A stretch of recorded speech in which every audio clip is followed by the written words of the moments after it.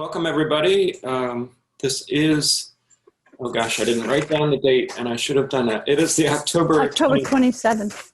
Thank you. October 27th, 2020 special meeting of the Brattleboro Select Board. And my first question is to Peter Elwell, just to see if the meeting has been properly warned. Yes, it has. Thank you. Thank you. There's Brandy. Hi. So all of our faces are here. Try to configure my arrangement here. So I'll convene the meeting at 6:18 now. And as always, we always start with chair's remarks.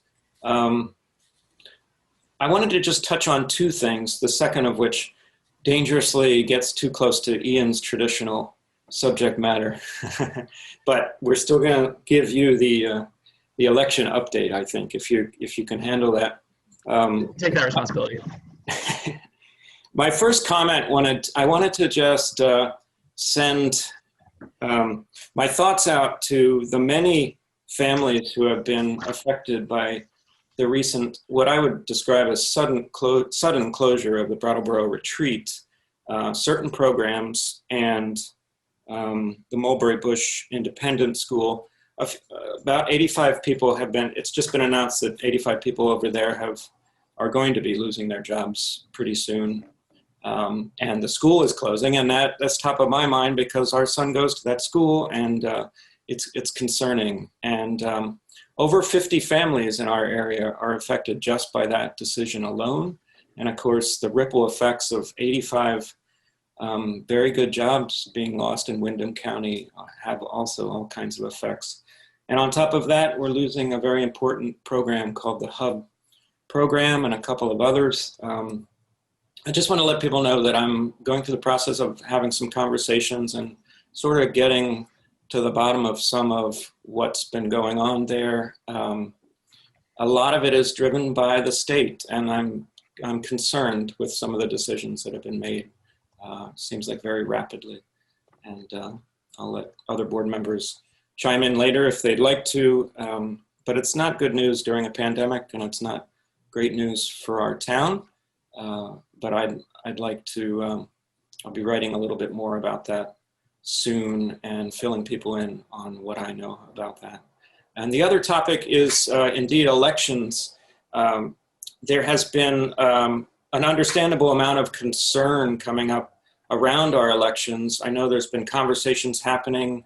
We've received some nice letters, concern letters from Michael Bosworth, Franz Reichsman.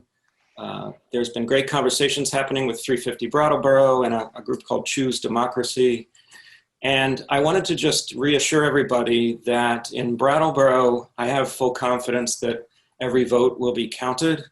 Voter intimidation will not be tolerated here. The Brattleboro Police Department is already coordinating with the BCA, Hillary Francis, our town clerk, and there are plans set in place to make sure that every vote is going to get counted and people are having a seamless voting experience coming up in, well, 1 week's time. And as always, the police will be here and serving and protecting voters and staying out of the way unless they are needed to help protect the rights of everybody to cast their ballots. I just want to get that out there because it's been a concern. There's a weird national environment, and there's nothing wrong with having that concern, and I just want to reassure people that there's a lot of good people working on that to assure safe and fair voting. So that I will shut up now and ask for our manager's comments next. I don't have any this evening other than the sort of long-winded participation I'll be offering in a little while on several of the items. Okay, fair enough. You'll save your voice for now. Next is fellow Select Board member comments and or committee reports. Brandy? Thanks, Tim. I want to piggyback on some of your comments, if that's okay with you. Absolutely. I definitely was pretty distressed to read the news about the cuts taking place at the retreat. 85 jobs is a lot of jobs. And I have particular concern about the closing of the hub program. I do understand that there may be parts of the program that still exist or may not be. I don't know. I want to ask some questions about that. But there's people in the community that I go to when I panic about things, and I haven't spoken to the one person in particular yet that usually says, yeah, we've already fixed that. What do you like? What's the big deal? But my first reaction was, we have seen more deaths from the opioid crisis. People are isolated. People are struggling. Suboxone is a very different animal than methadone. And so I've seen a few comments that say, well, they can just go to the methadone clinic. Not only is the product different, but the programming is different and the use is different. And so I'm hopeful that we're going to somehow be able to keep not just Suboxone on-site administration in the community, but also the therapeutic side of the programming that went along with that. And I want to say that with that going on, and we've had some struggles in the downtown area around a local business and some employees, and then just the general feel of things nationally, it's going to be really important for us all to take care of our mental health and take some deep breaths and be kind and know that, the people around you might be really freaking out, even if you're seeing them at work putting on a good face or dropping off their kids or whatever. All of us are on edge. People aren't sleeping. Be kind to each other because we've got a lot to carry on our shoulders over these next couple of weeks and months. Well said. Thank you, Brandy. Liz. I just wanted to briefly state that, the financial health of the retreat is very much based on its relationship with Governor Scott's administration. And I just wanted to name that so that people would be aware of that it's not necessarily a municipal issue as much as it is something that relates to Governor Scott's agenda. Thanks, Liz. Ian? Okay, I've got a couple of things. First, I'll just get the voting announcement out of the way. So November 3rd, got a big vote coming up. You got your mail-in ballot in the mail. If you haven't filled it out yet, you don't want to put it in the mail. If you fill it out, you want to make sure you follow the instructions really carefully. You want to make sure you use a black pen or a pencil. You don't want to use a marker. You want to seal it, and then you want to take it to the municipal parking lot and put it in the drop box, the blue mailbox. Liz? If you change your mind, you can bring your ballot with you in person, right? Had I finished? Sorry. Now, let's say you don't want to. And for example, I'm probably going to vote in person because I'm going to be there helping with the polls anyways.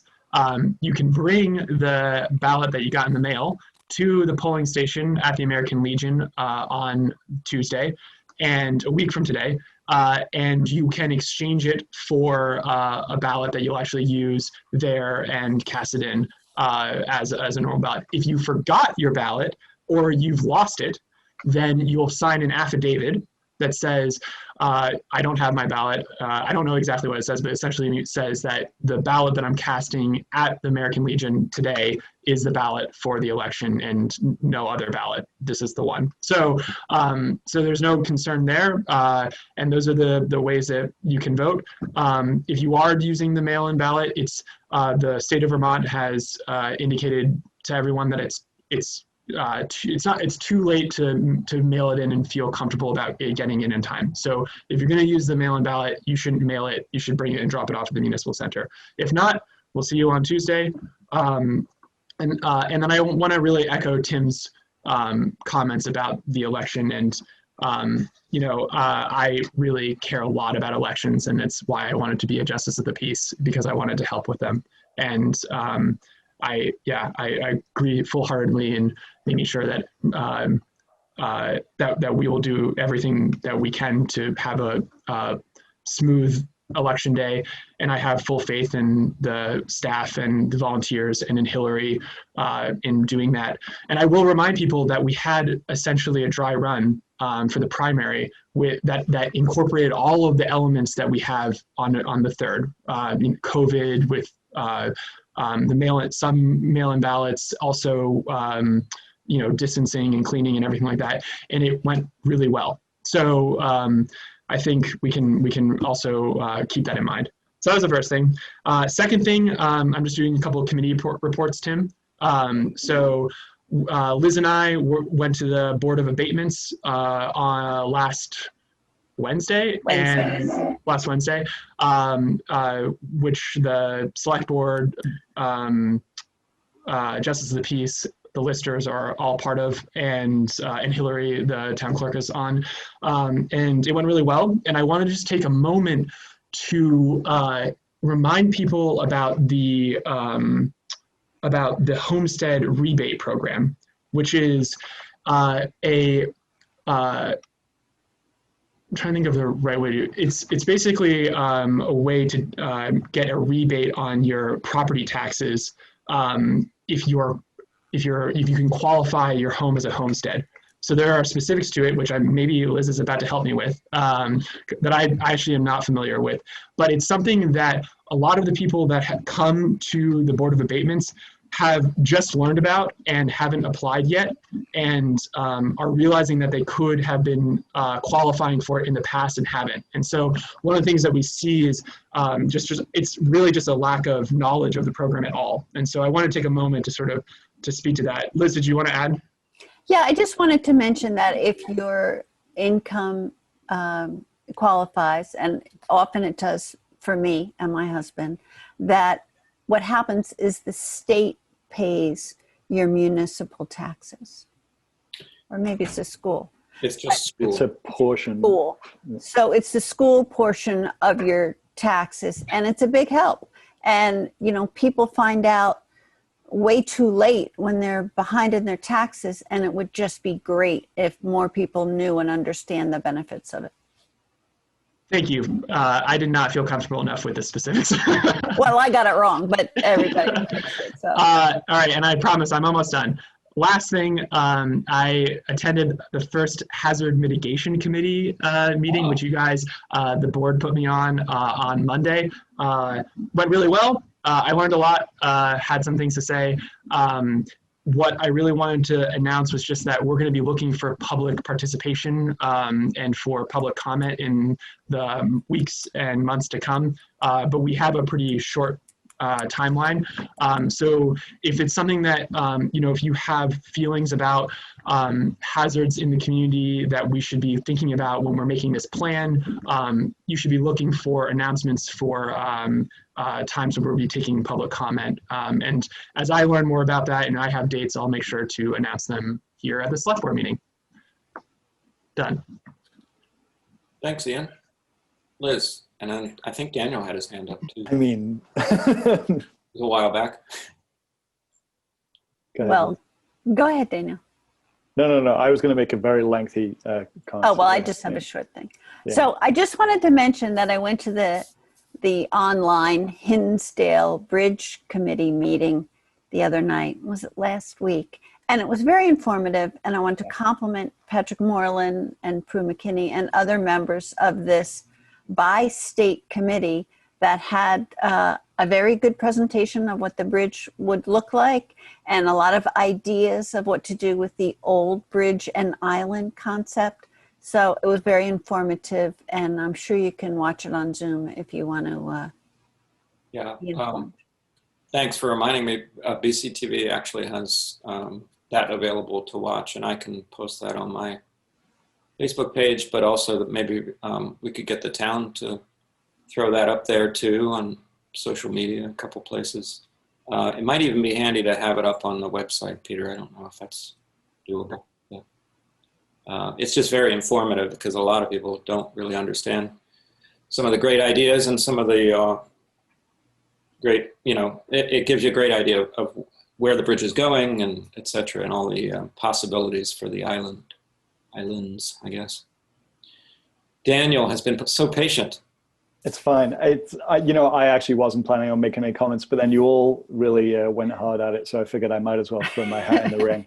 And the thing that occurs to me that I want to say is that the moratorium on disconnections, Green Mountain Power, has passed. That means that you may well receive a disconnection notice if you have a past due balance, and the people to call are Sevka. And honestly, if you're concerned about being behind with any bill right now, I think calling 211 is the easiest thing you can do. Just call 211 and some very helpful person will route you to some other helpful phone numbers. I saw some posts recently that were looking for assistance with back rent. Well, not even with back rent, with current rent. And there are a lot of programs out there that are using coronavirus relief funds to help folks with that. And I think it's just important that we continue to access those programs that, are like big appropriations. So let's use that money. 211. Thank you, Daniel. All right, we are moving towards the time in our agenda for public participation. I just wanted to remind people how to do that. If you or joining us by phone, not sure if anybody is right now, but it's a little bit different. But if you're joining us here on Zoom, or if you're watching on BCTV, you can jump over to Zoom and join us and participate. But if you're using the Zoom screen, just look for your participants button in the lower portion of the screen. When you click on that, you'll get participants list over on the right-hand side, and you'll see near the bottom of that pop-out portion is a raise hand icon. And a couple people have just raised their hand, so that's handy. It does order you in the order that you've raised your hand, and it helps me know who's first in line and who's second and third, etc. So, and this, once again, is public participation for anything that's not on the agenda. So we have, looks like 6 items in new business and nothing else tonight. So if you don't see your subject matter in the agenda, please feel free to raise your hand, ask a question, make a point. Often we can't go into details because this is not a warned thing to talk about, but usually you can get simple answers or we can start a discussion at a later meeting. So I'm not sure that was a very efficient way to say all that, but there you go. We have Michael Bosworth who raised his hand, it looks like first. So Michael, I think Patrick, our magician in the background, will send you, there you go. Thank you, Michael Bosworth from town of Brattleboro. Can you hear me okay? Yeah, welcome. Gotcha. Thank you.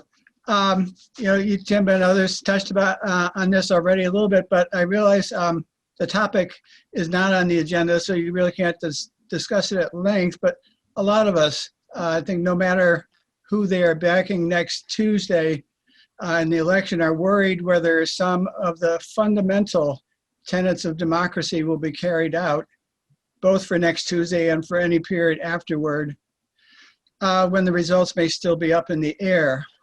So I personally feel all of us have a responsibility to respect democracy, and I think our leaders and people like you are leaders in the town obviously have a responsibility to strongly support it, as I think you do.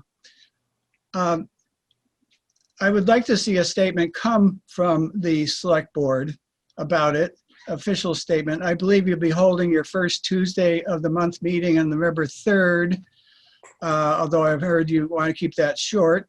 Good for you. So I strongly urge you to think very seriously about making a simple, nonpartisan statement addressing the topic. And I have one to suggest. It comes basically from the Civic Alliance's We're 100% for Democracy initiative. Although it basically is 3 points. And the first point, by the time you meet next Tuesday, is sort of mute because it addresses voting next Tuesday itself. So the first point is call for safe access to the poll for all voters. And I agree with you that, you know, Hillary does a great job, and the town as a whole. But that'd be great to include. The second one is recognize state and local election officials as the trusted source for certified results. And 3, encourage patience as officials count every vote. And that's it. That's what I'm suggesting. And I think it's something so fundamental and simple. I believe that maybe it shouldn't even take a lot of discussion amongst yourselves, and may not, I would think, wouldn't even need town council review. So I really hope you consider making a joint statement. I think it also sets an example for the region. And it goes beyond Brattleboro as far as that goes, I think. So thank you. That's all I have to say. Okay, thank you, Michael. Unless board members have a quick comment, I'll just move on, and I'll just ask people to, I forgot to mention that we are keeping to a friendlier time limit of 3 minutes, if you don't mind. And of course, let us know who you are and where you're from, if you can. Next up, looks like Gary Stroud, District 2. I know exactly where Gary is from because it says it right in his little line item there. Hi, Gary. Hi guys. Gary Stroud, District 2, Brattleboro. I just wanted to first of all say thank you to all of you for being the glue for this town, keeping things together, holding things together, keeping things going in the light of the COVID and a lot of other things are going on, even through the holidays coming upon us. This, what I guess, start in order, this for each one, Tim. My heart and prayers go out to you and your family going through this at the retreat. And anything I can do to help out too and get information, I'm there for you. Ian, I've been watching CNN and MSNBC every night, keeping on track.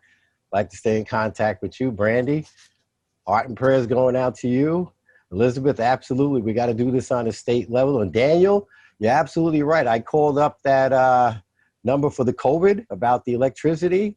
I put my bid in 1 month. They called me back in 1 week and they paid any back bills I had. And actually, it does work, because I was crying on Daniel's shoulders for some time for help. And I said, well, I reached out to other resources that are out there and available to us. And I just wanted to say that they're definitely there. And I'm glad that we're all coming together to support, because this is a tough time, rough time for a lot of people with COVID, the holidays, and people getting laid off, especially at this time, and a lot of things that are happening, and with the elections and with the virus out there and things happening, and we just got to hang in there, hold in there, hang in there, and hope for the best, and things happen, you know, and they will, you know, just staying positive and supporting each other. And this is definitely the greatest support group. And Peter, we want to thank you for being effortlessly, that's the word I'm looking for, it's a long word, and being vigilant with every committee and each group, keeping them and holding them together as well too, and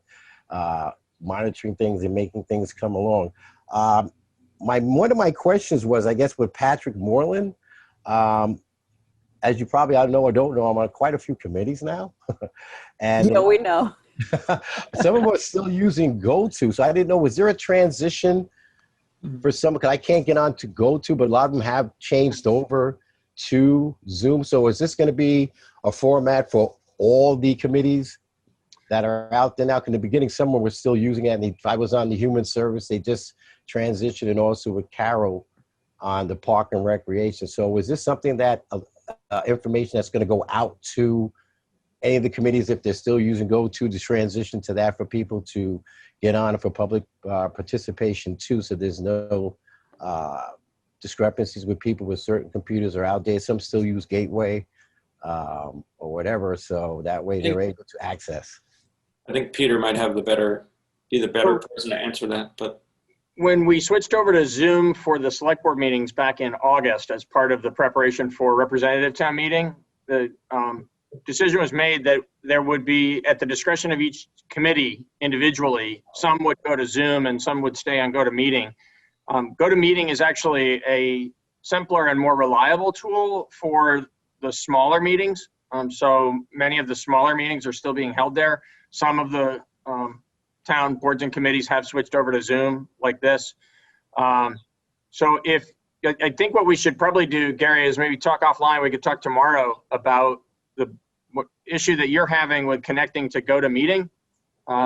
It shouldn't be a hardware issue. It might be a software issue, but let's talk about that. Let's see if we can make it easier for you to connect into GoToMeeting meetings. Okay, because yeah, I've seen they a are couple still of being held successfully by some of the town boards. Oh, okay, because some other people that have been in there, they just might be able to use their mics, and it comes in slow. Like I said, I mean, I took mine over to Staples and basically had it defragged, and I did everything, cleaned it out. But like you said, it could be it's not compatible to go to, but with Zoom, I could just zoom right in there. Excuse the pun, and I'm just, making it happen, where some others it's difficult. Even on Zoom, some people have to call in too, because either they're, and that's the but thing. it's a hit and miss, yeah.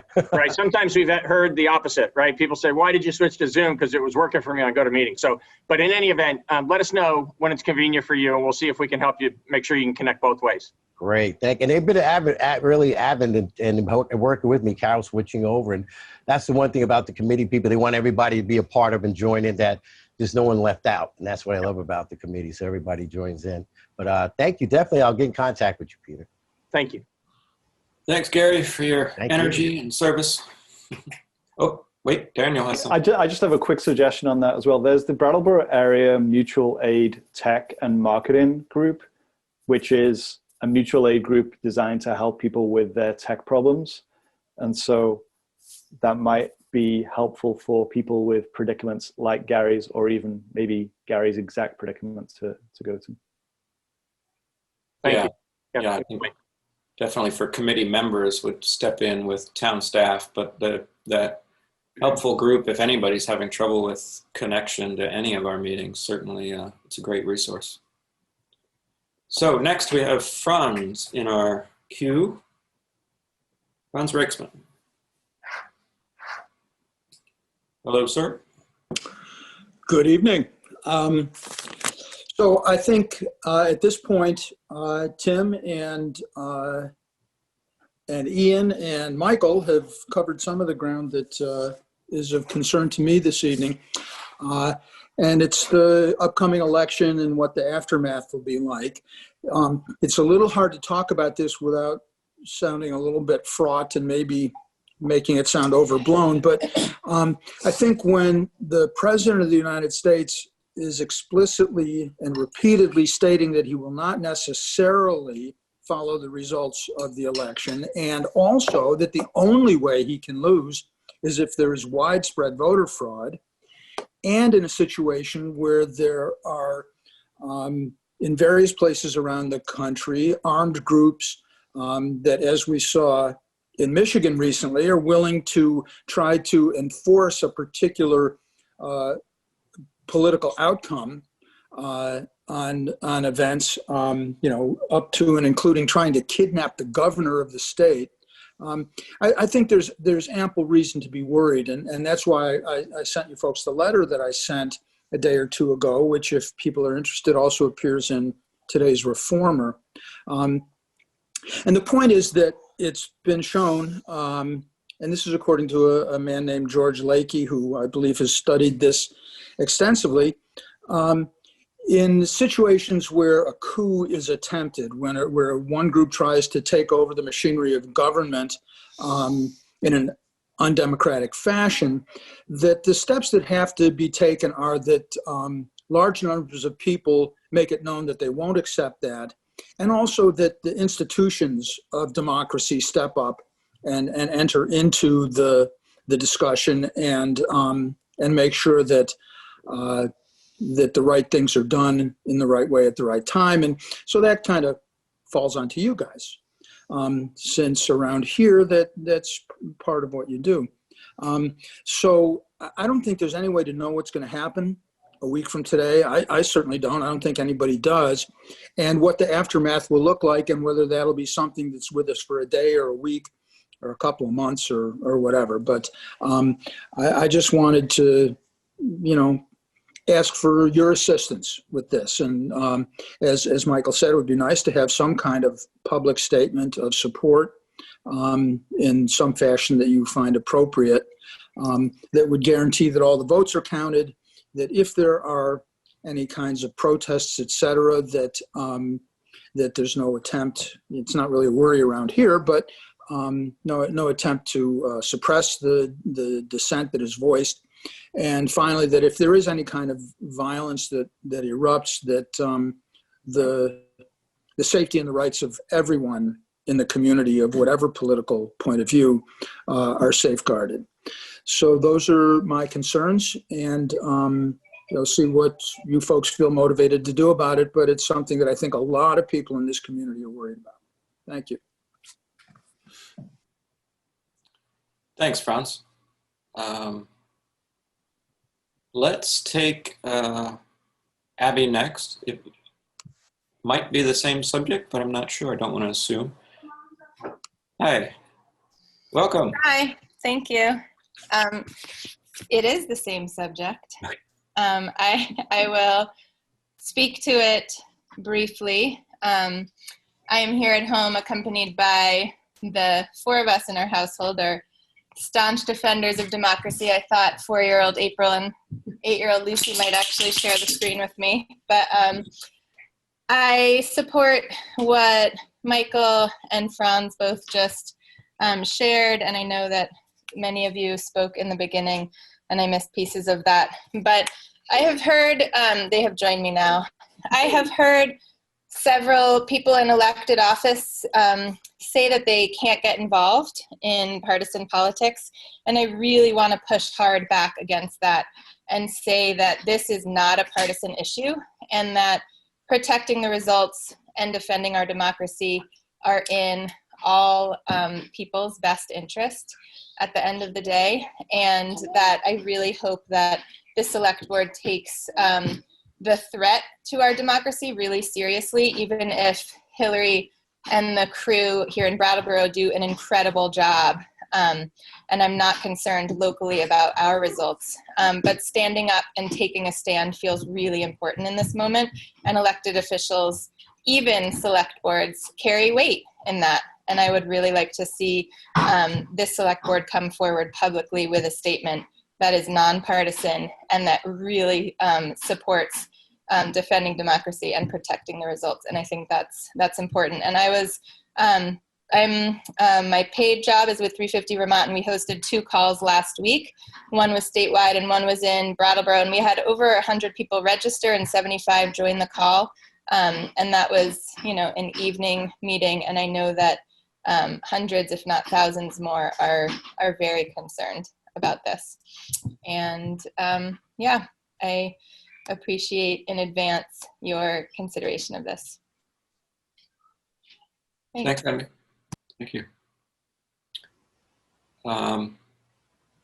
Okay, currently I don't see anybody else in the queue.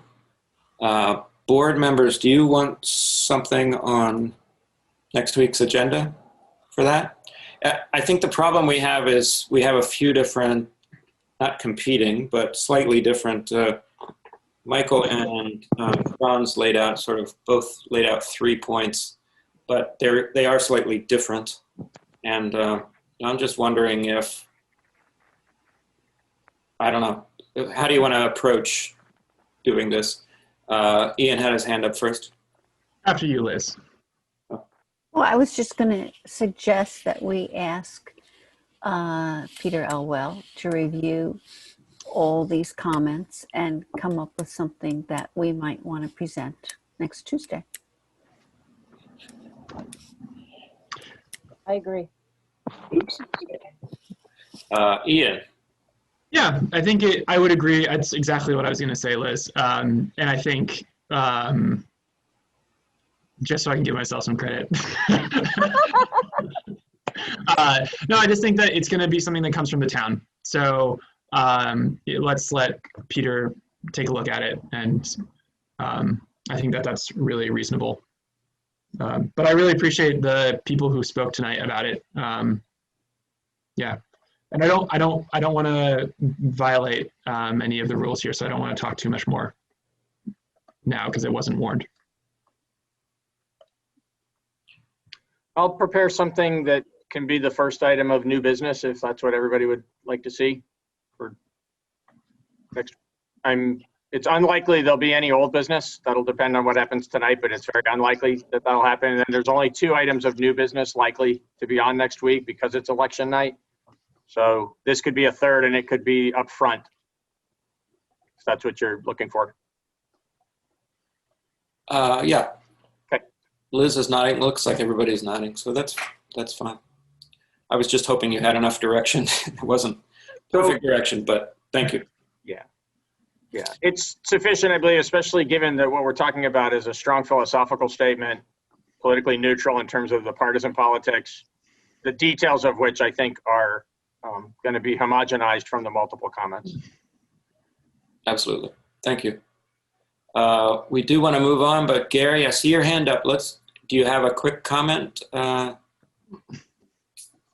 you want to add? Yeah, Peter pretty much answered that question because I was watching some news articles about even in any position that you're in, state, police, or whatever, what you have to use, what you can and can't bring to, I guess, not just the table, but out in the open about certain political aspects, even with the president or presidents, and how you feel, because there is a certain status and there's a certain rules and that you cannot view your opinions, if I'm not mistaken. There was one article they had with a police officer that mentioned about Donald Trump, and he was on administrative leave. So that's why I'm glad Peter mentioned that, because how would you present that in a forum where, everyone has their own political views and opinions of each, politician or whatever.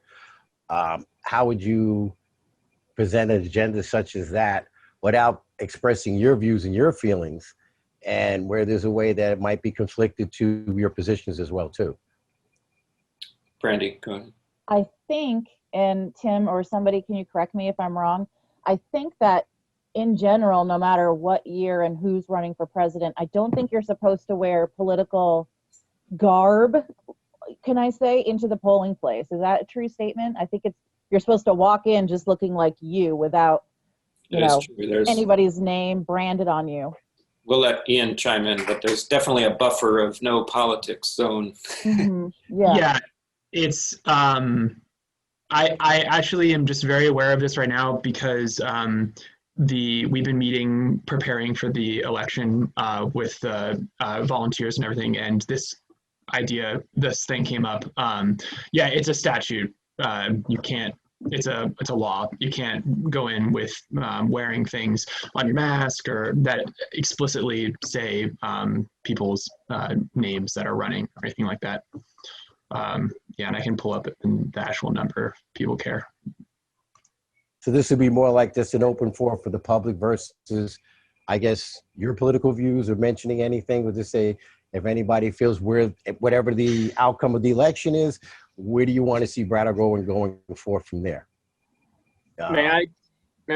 Go ahead, Peter. Yeah, just to clarify, because that's not what I understand the intent of this to be at all. And since I've been asked to draft it, I'd like to just clarify that this isn't going to be a statement about who anybody wants to win or who anybody wants to lose, or it's going to be strictly about the democratic processes of government and respecting them and allowing them to run their course so that there can be a full, fair counting of the votes and defending democracy and the implementation of those results. That's what I understand the intent to be.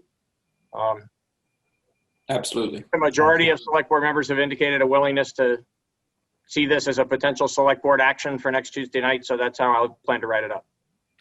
Excellent. If anyone does express a view, you would just say, time out. That's not something that we are bringing to the forum here or to this agenda, particular agenda. So that way people don't overstep that, because as you can see on the news, like I said, a lot of political figures or actors, whoever, are overstepping that and bringing their point of views into that. And it's a very gray area in that. And someone has to really, I guess, oversee that so people don't get into a, back and forth, match or debate even before or after this particular forum we do.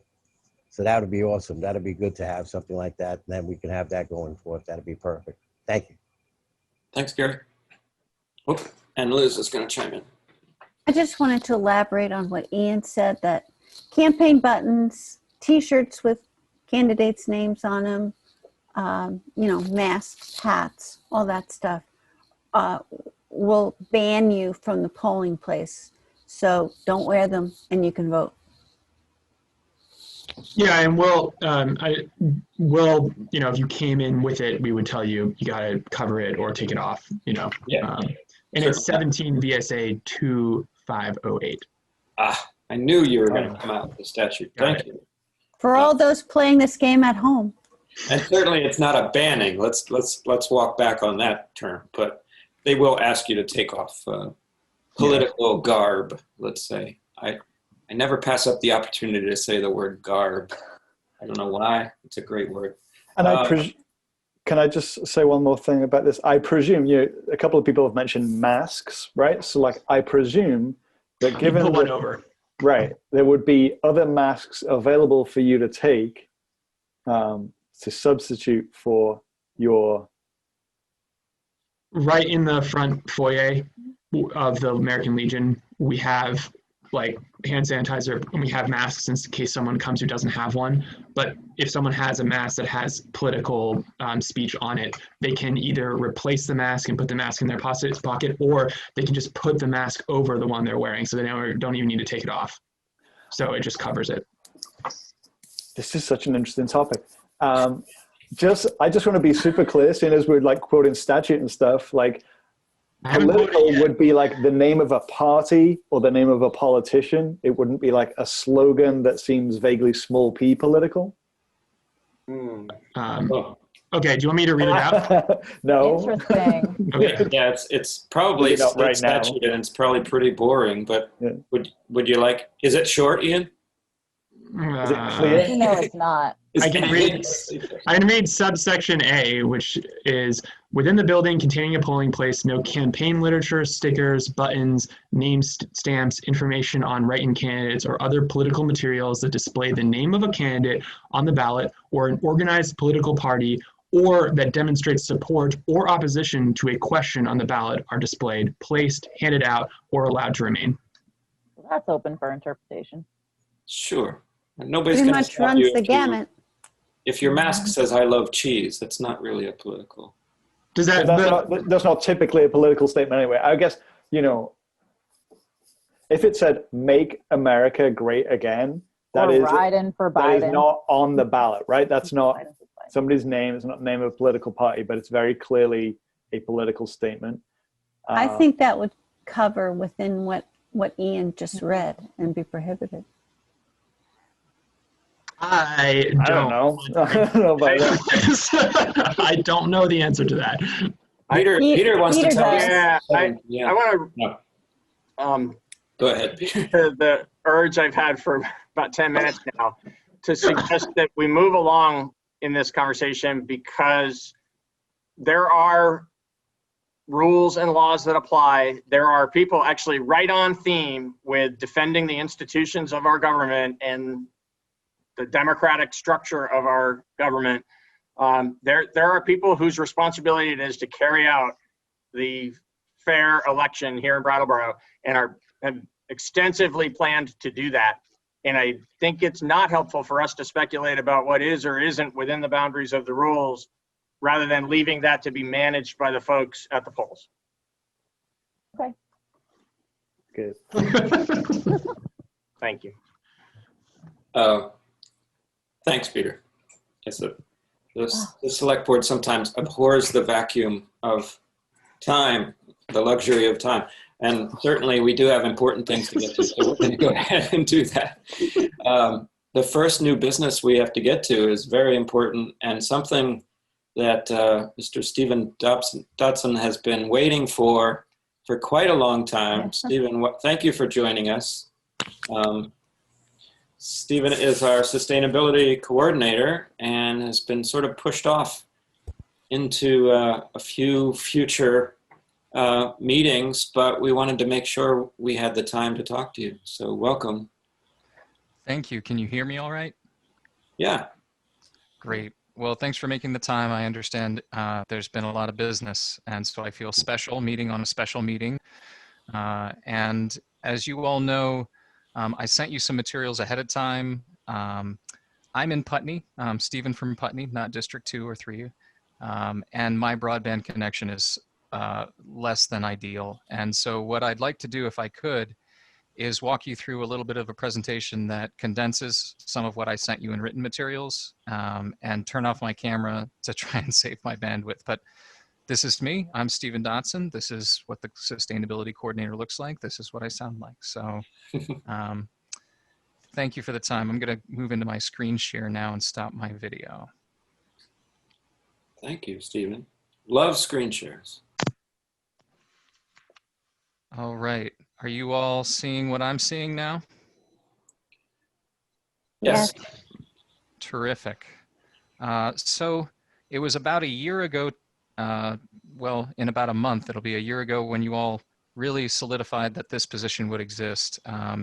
And Tom Franks came and presented to the select board, and a year later, we're here having a discussion about what does it actually look like in practice. And so what I'm hoping to really present to you is what it has meant for the first 8 months. And I'll be honest, it's been the strangest start to any job I've had, beginning in February. What I've tried to start with is a working definition of what does sustainability mean in this context for this work.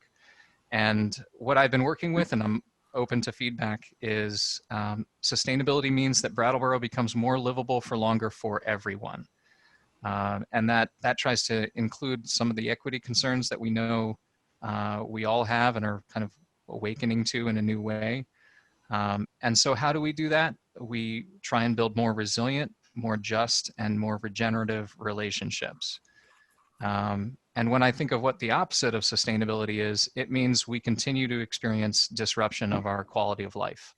So really, this is about a broad maintaining and strengthening of our quality of life for everyone for as long as we can try and ensure. Survivability over an endless time always comes to zero, right? We're always surviving to the best of our ability along the way. So as long as we can minimize disruption and maximize quality of life for everyone, that's what I've come to believe means building sustainability in this community. Let's see. So just some key concepts, perspectives, and needs that I've seen within the town for us to really achieve that. The top need, and I think it's kind of clear from this larger conversation that we're hearing, you know, our community and nation has a hard time listening to one another without getting really wound up and trapped in different narratives of what things mean. And you know, we need to build consensus. And so I approach this role from a style of servant leadership, which seeks to try and listen to all parts of the community and identify where there's common ground and build on that, build a vocabulary that can help us better share an understanding of a future vision for sustainability.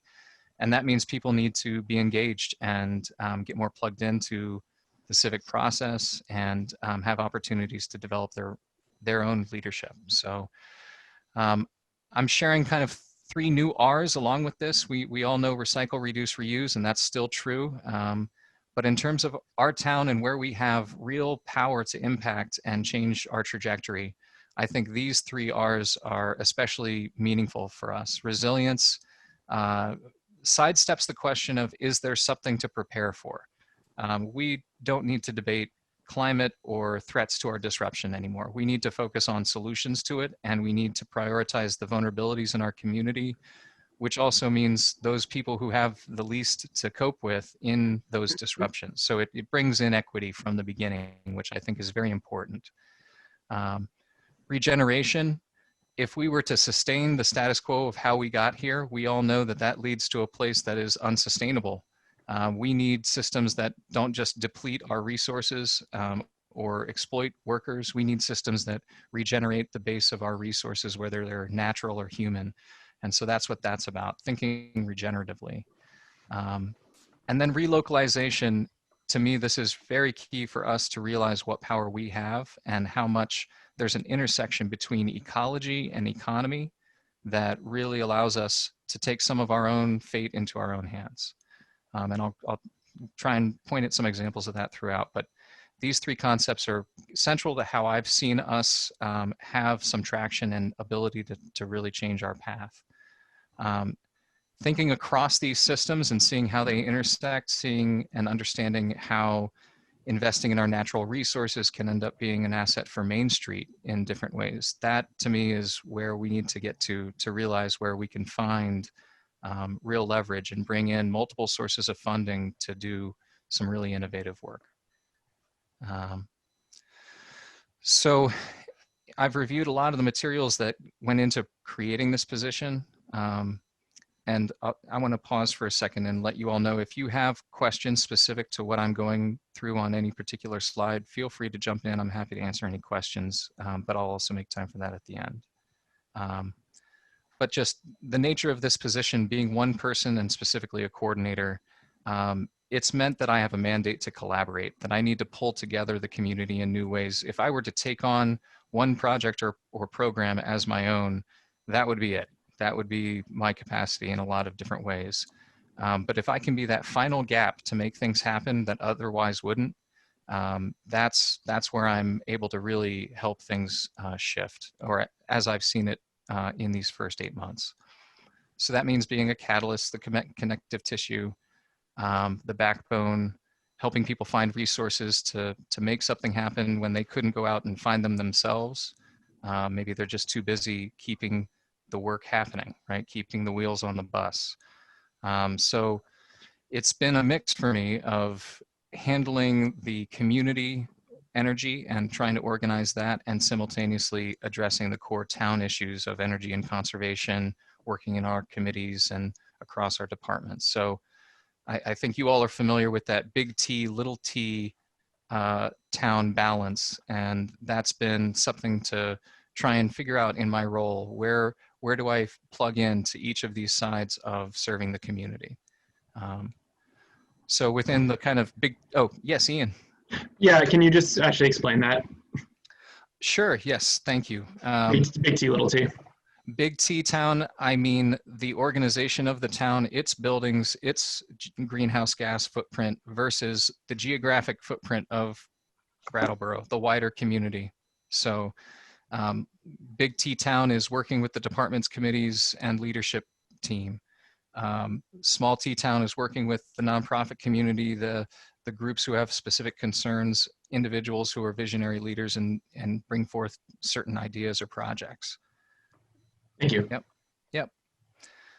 So within that Big T town, this is kind of the layout of how I plug in. It's well structured. I'm in the leadership team meeting twice weekly. I'm visiting departments. We've had Efficiency Vermont coming through a lot of the buildings this last week to help identify some of the last low-hanging fruit for improvements, and that'll continue later this week. And then I sit on a lot of the committees. The ones you see in bold are the ones that I'll be staffing ongoing. A special connection to the Energy Committee is something I'll go into a little bit later in my presentation. So part of what I'm hoping to present too is to set expectations and just make sure that we have a flow that you can keep track of the things I'm doing and the public can. So right now, that looks like monthly reports that come in through the department reports, and the planning department is planning to have a quarterly newsletter that'll have summaries from each of the committees, commissions that it oversees, and a summary of my work, links to those monthly reports that you all receive. But separate from that and unique to my position, I'm hoping to help the Energy Committee become regular in providing a spring energy report. And then in the fall, I would bring a wider sustainability report, as I'm doing with you all right now. So this is trying to set a bit of a routine annually where this becomes part of the flow. Over this winter and in future winters, we hope to do some surveying to help the community inform priorities within sustainability and what should be the focus of different committees, commissions, and groups in town. And long term, I need to work myself out of a job.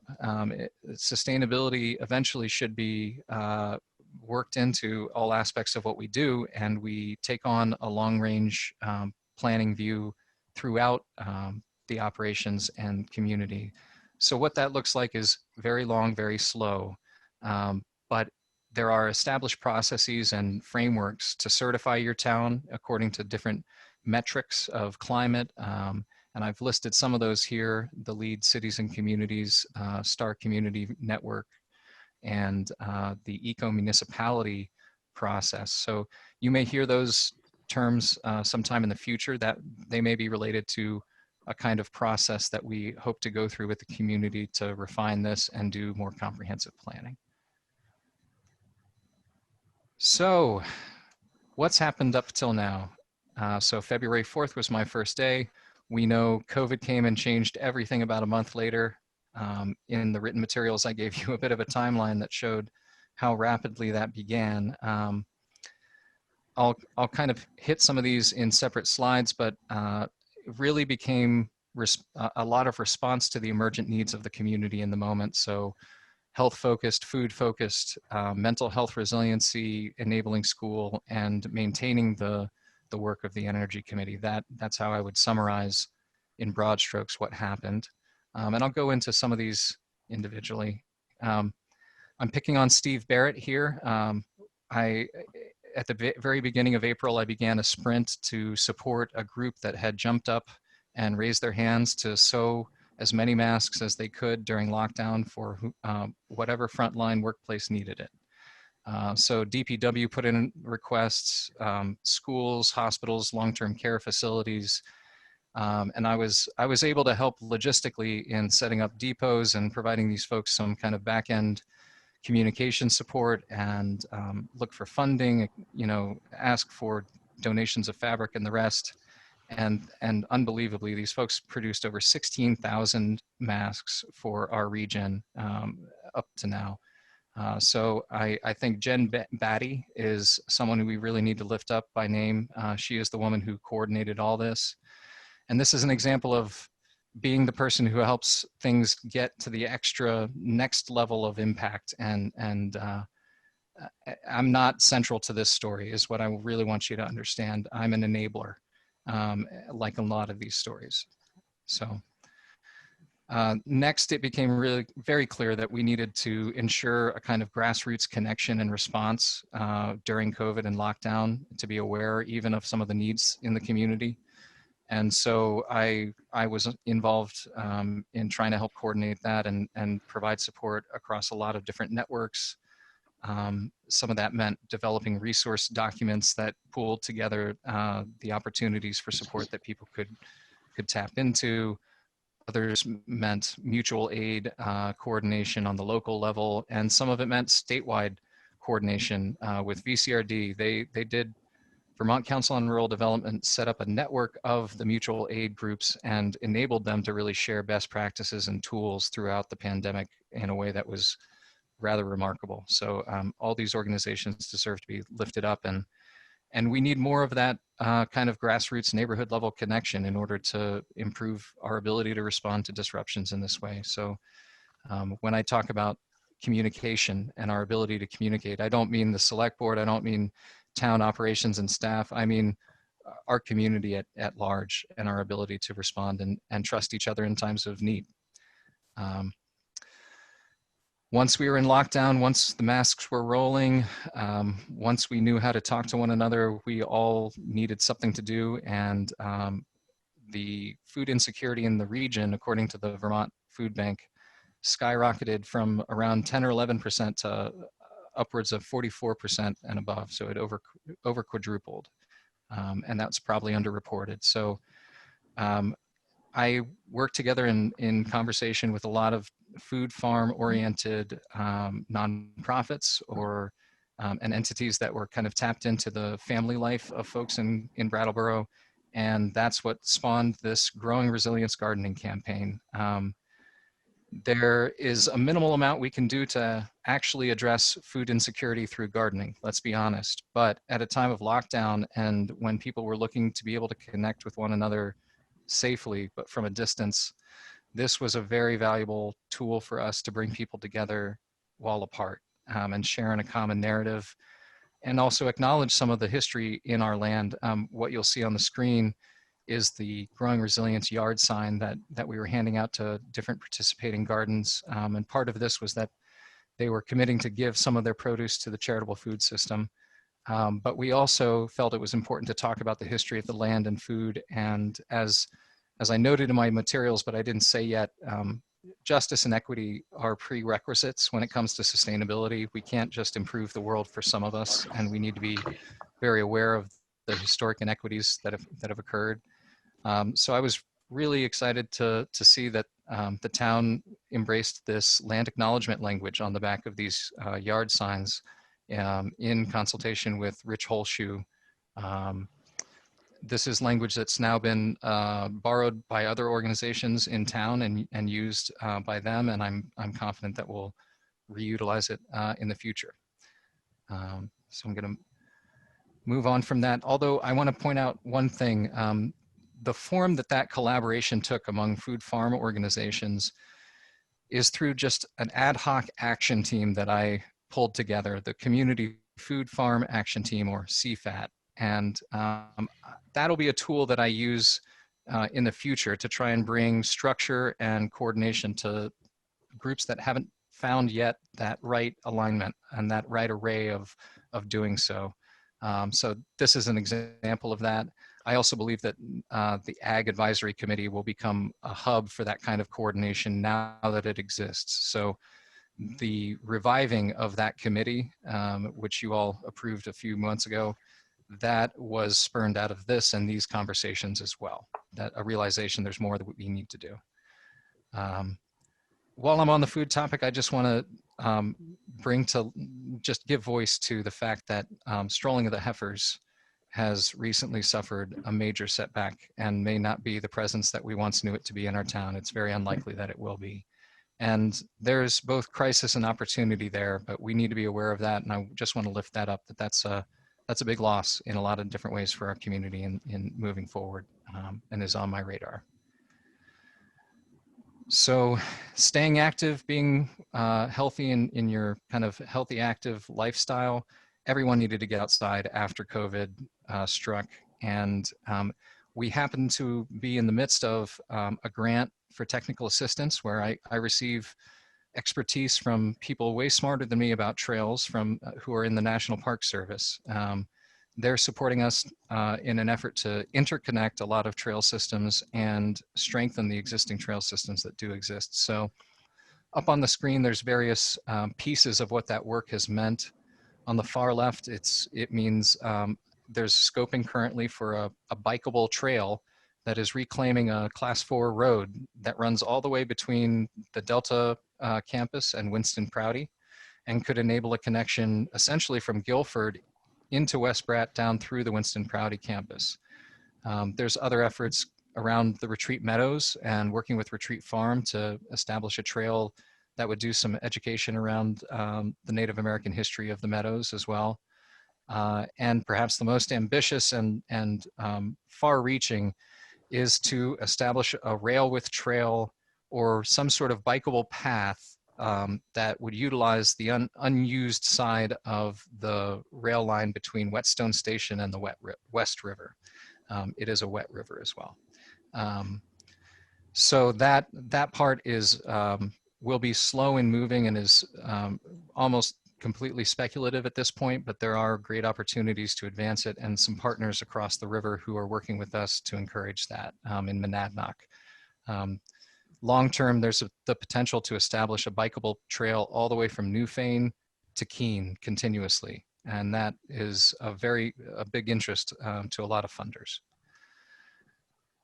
So I just want to make the point, the Energy Committee never stopped. If anything, it kind of hybridized and turned into a hub for coordination around a lot of different things. Represented in that group are the Time Trade and BAMA, that tech group you mentioned. And so they focused on the work they had, and they became coordination even greater, and that was exciting to see.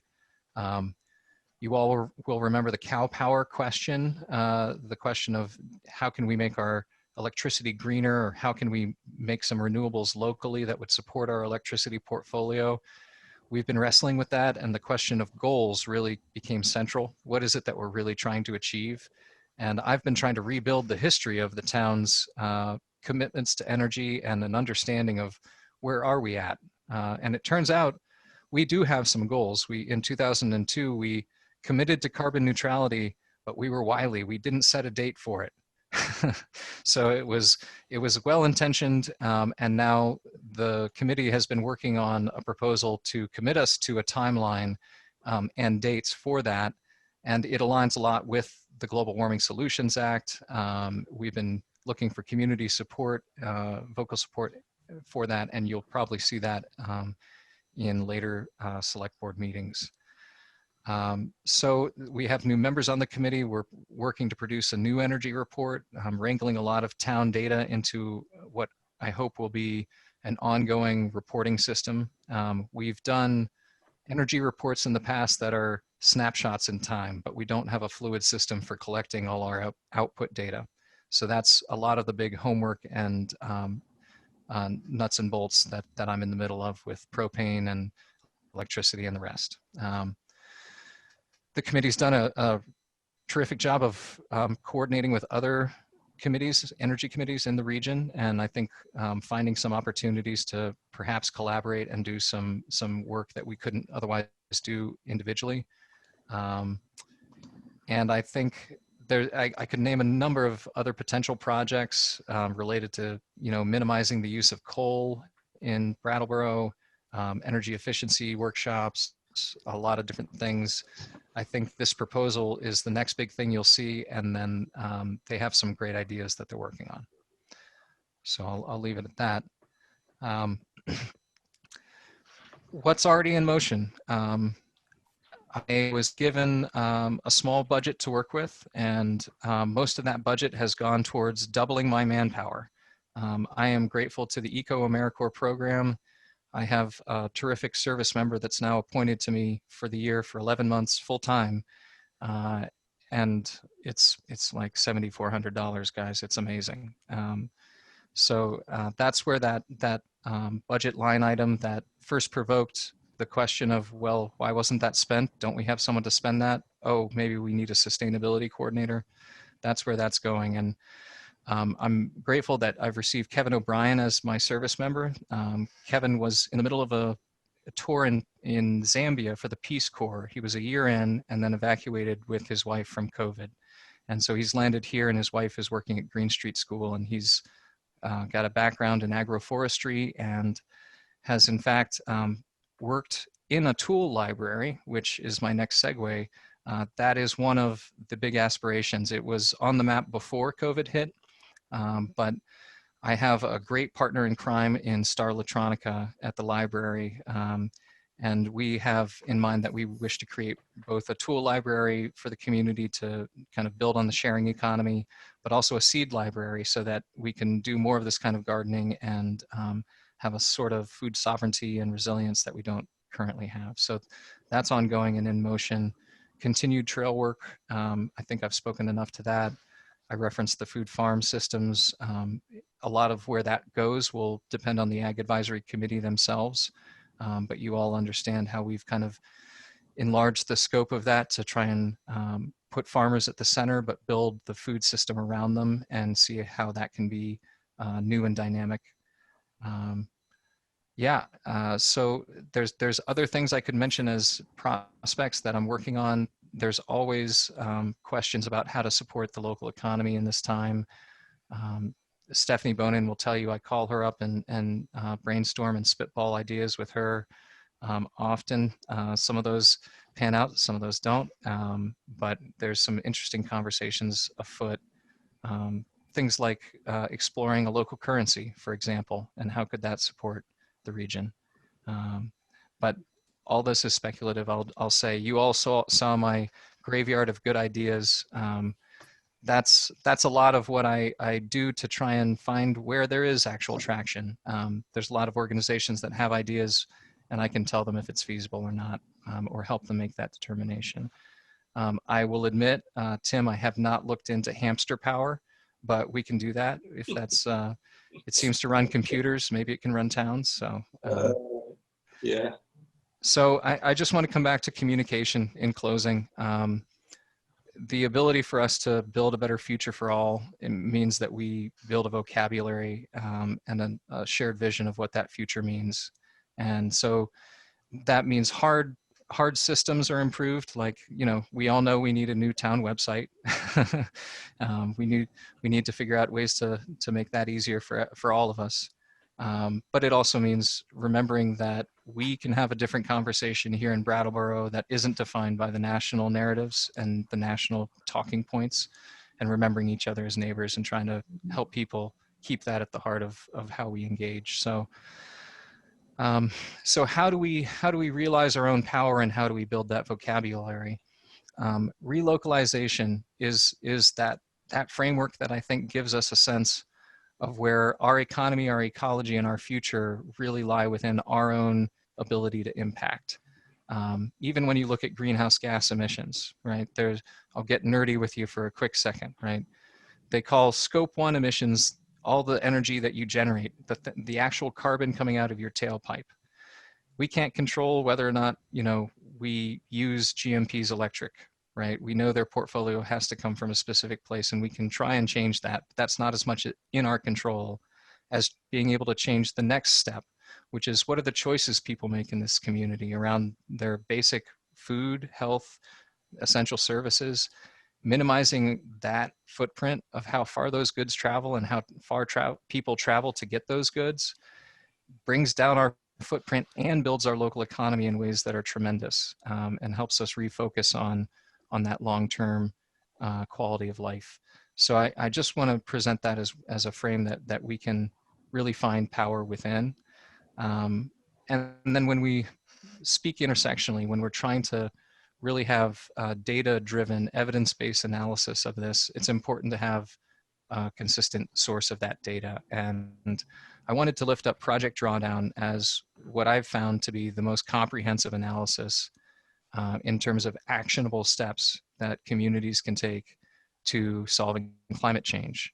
They've ranked 100 approaches, and what ends up in the top 10 are not necessarily what you would expect. Some of it includes things like educating women and girls and providing contraception and improving access to healthcare. Those things can mean more sometimes than other more directly climate or energy related things as people think of it traditionally. So I'm hoping to use that as a frame to explore, you know, something like what of these 100 approaches are within a town's grasp to really actualize? And which of these approaches also builds resilience for other kinds of disruption, like pandemic or cyber attack or a solar event? That to me is where we can really find momentum and provide a kind of foundation that will support us no matter what happens, be they climate disruptions or other, as we're in the midst of right now. So this is just a quick shot from Project Drawdown. I don't know that you'll be able to absorb all this, but if you're curious, drawdown.org is the research site for it. They've published a book, and you'll hear this brought up again in the future, I believe, as a kind of guiding text for some of the work that I hope we can do together. So I'll wrap up with this final slide, but I hope next to pursue some surveying of the community over the winter and build some of that consensus and prioritize some of the items under sustainability and concrete things we may do.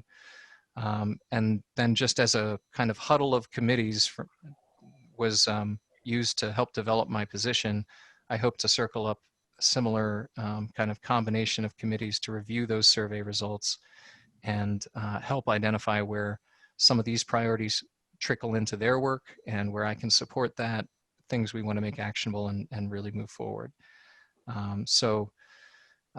Yep, lastly, I'm just grateful to be able to do this work.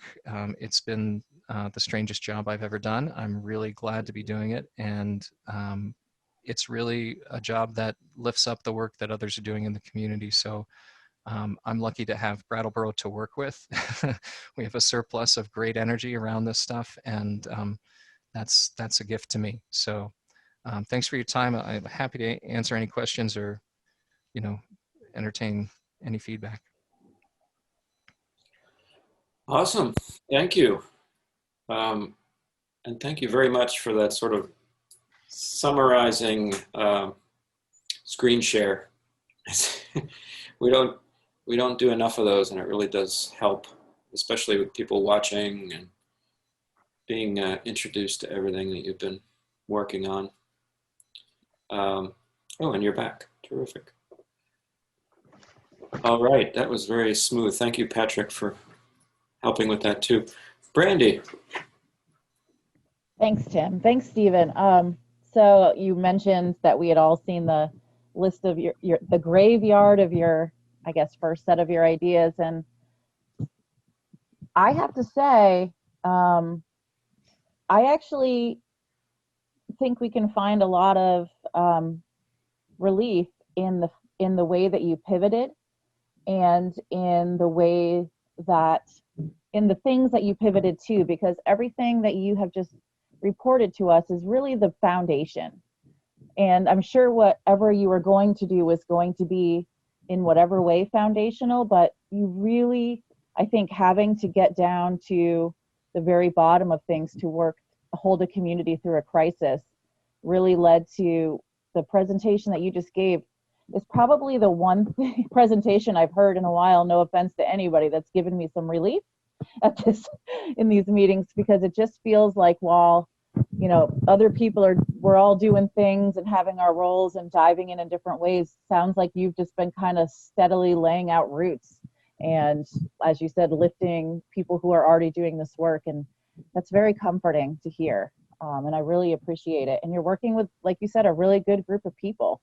You have a great team around you with committees and staff, and I'm glad that you're unabashed and you're tapping into that, because God, I think the worst mistake we ever make in our careers is sometimes just thinking we can just do it.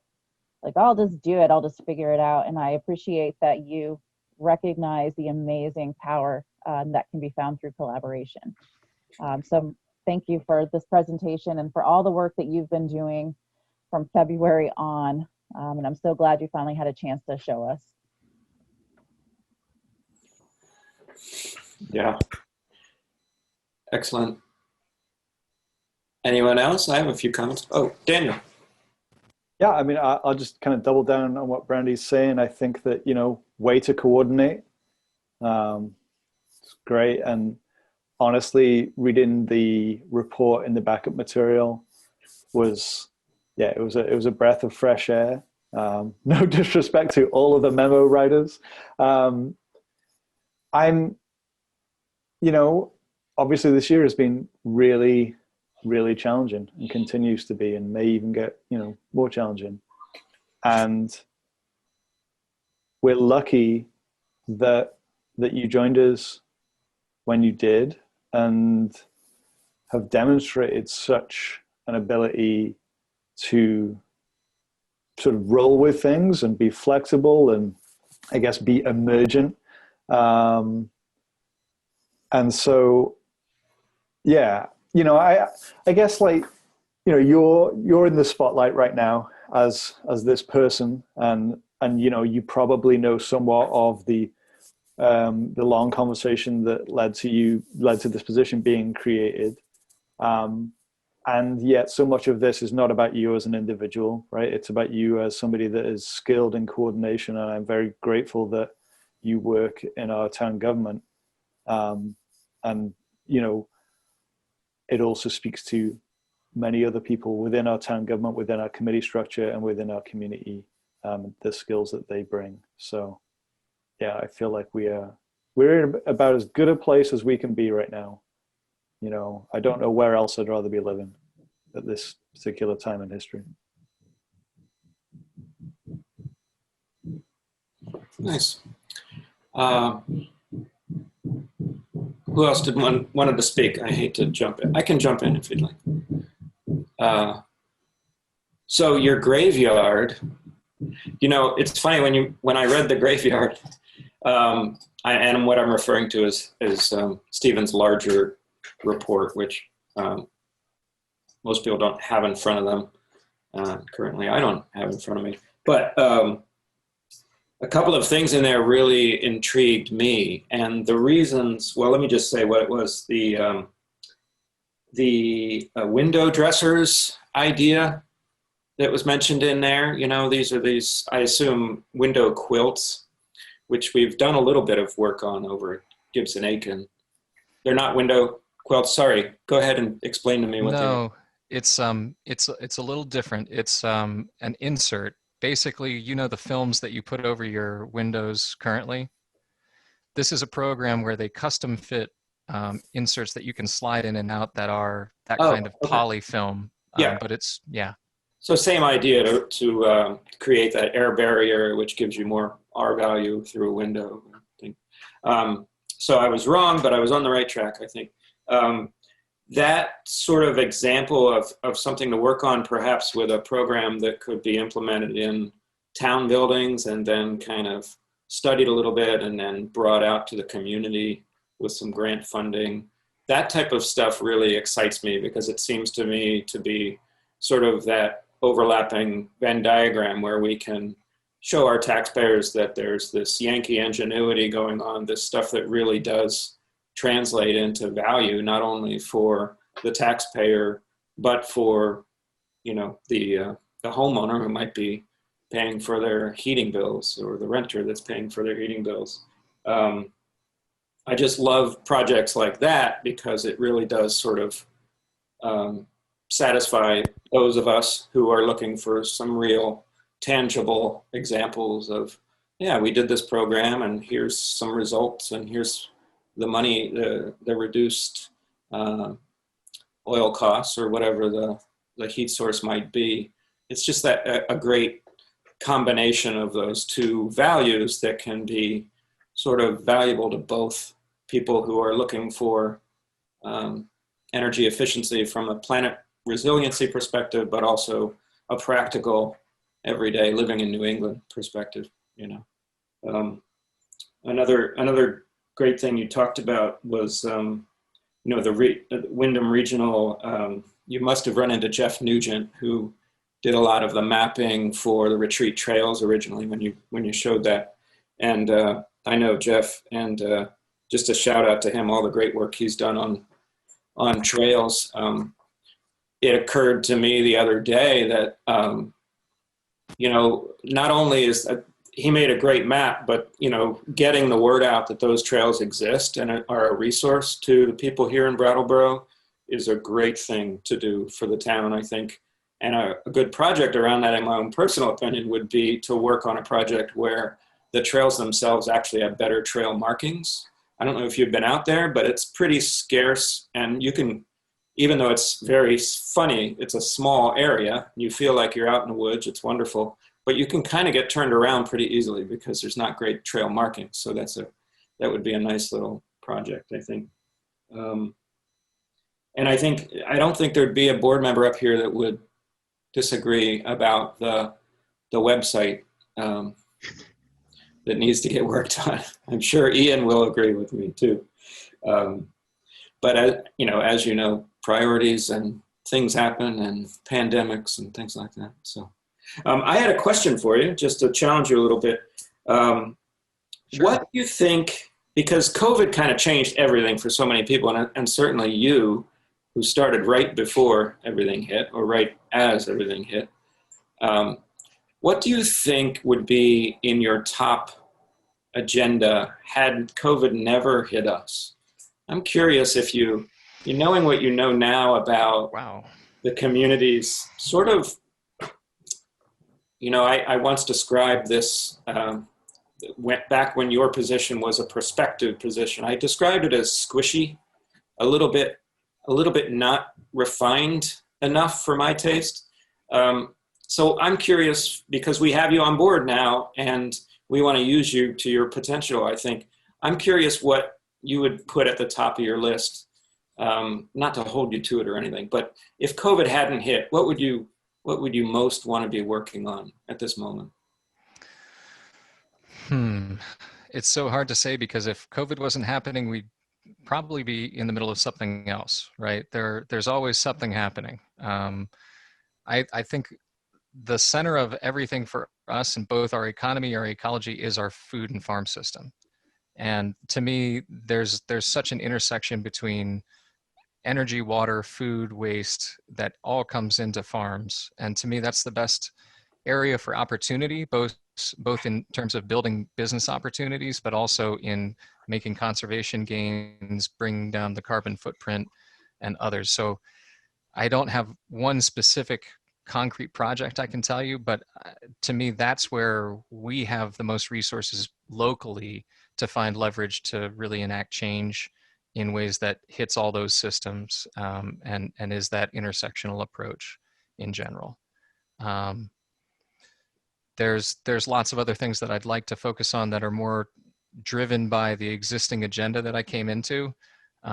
With the cow power question, the idea of offsets was brought up, and I'm very keen on trying to ensure that if we're going to go in that direction, where we're essentially investing money in other people's forests for our carbon, I'm trying to investigate the possibility of investing in our own forests. And why cannot we do carbon management in our forests and retire those credits instead of paying someone else in another forest to improve their forestry?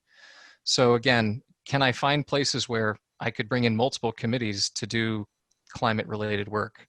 Energy committee looks at what the town outputs. Could the conservation committee be a place where we look at what we sequester and build on our potential to be carbon sequesterers through no-till farming and other different kinds of land management?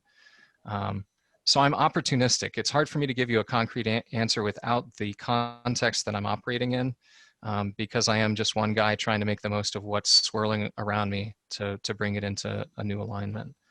But I'll give you those two to think about if you're curious. Thanks. Thank you. Liz. Good evening, Stephen. Nice to see you. Hi, Liz. I just wanted to point out, I'm sure you know, that I was one of the people who did not foresee this position as being the best. But I was also on the selection committee and truly believe that you're the best and most talented candidate, and we're happy to have you. And, I reviewed your memo, and it's completely understandable that, COVID was a complete upheaval for what you were planning on doing. But then I think that you did an excellent job of turning it into an opportunity of doing different things from, your original game plan. And, I do remain skeptical about, just the whole opportunity costs of the position vis-a-vis sustainability spending in the municipality. But I'll remain to have an open mind, because of COVID and because of the way everything that has changed. And I think the food insecurity element is very important for our community. So I do have a couple of things I like in your memo. What you identified for the future all seem very valid. I have a question. I'm surprised that you're working with the schools. I don't know of another municipal staff member who works for the school system. Like, there seems to be a separation, which is, very obvious when you talk about things like town meeting. I mean, the municipality and the schools are very separate organizations. And so I'm surprised that you would be working with the schools. If you want to comment on that? Yeah, please. Yeah, and I would say that you're right in that the schools represent part of the little T town that I'm working with, right? They are not part of the big T town that holds the majority of my responsibility. The way that I come into interacting with them is not in direct work with them. Honestly, they have no time to work with me. They're just trying to keep school happening. So some of the things that I've tried to explore with folks, the times I'm tied into them are when the Wyndham Southeast Supervisory Union's Climate Crisis Task Force wants to tap me and ask me questions and get some guidance. Thinking about schools as a prerequisite for everything else that happens in community has been one of those kind of sustainability questions more broadly. And so trying to address that looks like talking to Star at the library, who has had a dream of cataloging community spaces where meetings or even class could happen, right? We know everyone has the outdoors to spread out in now, but there's this mismatch, as I've seen it, between storefronts and spaces going empty because businesses don't know how to run in them, and our schools not knowing where to go when winter comes and everyone has to come inside. So, you know, exploring things like a community catalog for meeting spaces that's based out of the library for schools to use. And could we come up with, this is my speculative mind here, so you just have to understand, I don't want to, but how could we help that happen? Could this even be a source of rent for some of those Main Street businesses and venues that are underutilized right now? You know, where would that money come from? Would I need to go find it for a pot of money to help school happen in the broader community? I don't know, but I know nothing else happens if school doesn't happen. And just while we're at it, I think on the equity point, we're not realizing it right now because our conversations around equity have focused on other things. But in the middle of the pandemic, gender equity has gone through a transformation, or shall I say gender inequity has gone through a transformation because a lot of the unemployment has hit women harder than men. They've been expected to take on roles in the home that they weren't taking on anymore. So that's something we need to be aware of and think about as we move forward too, related to school. Okay, thanks. I just have a couple more points. First, does your AmeriCorps person know that there's a matching position at the Wyndham Windsor Housing Trust and that maybe they should work together? They have cohorts of the AmeriCorps people. So I think they have, they do trainings together and weekly calls, and we've also brought them together with the other AmeriCorps program. There's AmeriCorps Vista and ECO, and there's some Vista folks working at the food bank, and they've been in touch, and we've tried to tie Kevin into some of the local networks pretty quickly. He's also participating in the VCRD Climate Catalyst program, which is a great little leadership development program. Great, because I know when my daughter was the AmeriCorps representative at the Wyndham Windsor Housing Trust, she did energy audits and so forth, and it would be nice to have someone who's doing similar work. Yep. And also, if you're interested in window weatherization, you know, have you worked and collaborated with the CON group?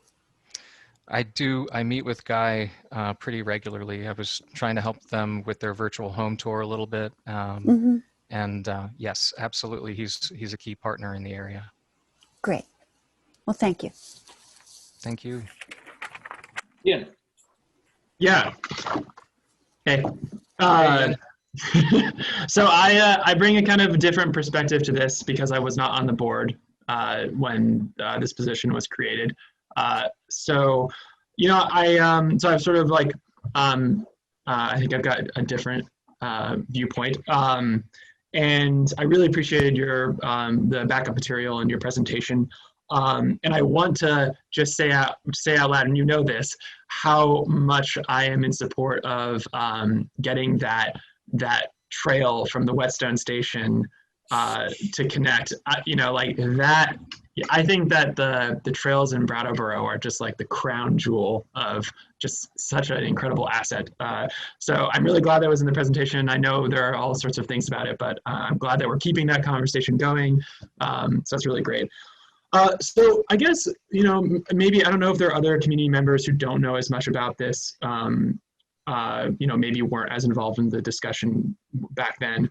I'm struck by, and I wouldn't use, I don't remember what term Tim used. I'm struck by the fact that there definitely need to be some sort of defining of what your role was when you came in, and that from my perspective, when I listening to you and reading your material, that a lot of that was affected by COVID.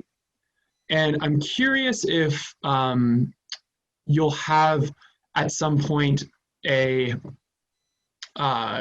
reevaluation of that role, of the R's, of the whole sort of like, what is the sustainability coordinator at some point in the future when we move out of this crisis, hopefully at some point. Or if you feel like this was the perfect moment to define what a sustainability coordinator is, and this is like, this is it. And I've got another question after that, but if you want to address that one, Sure. I appreciate it.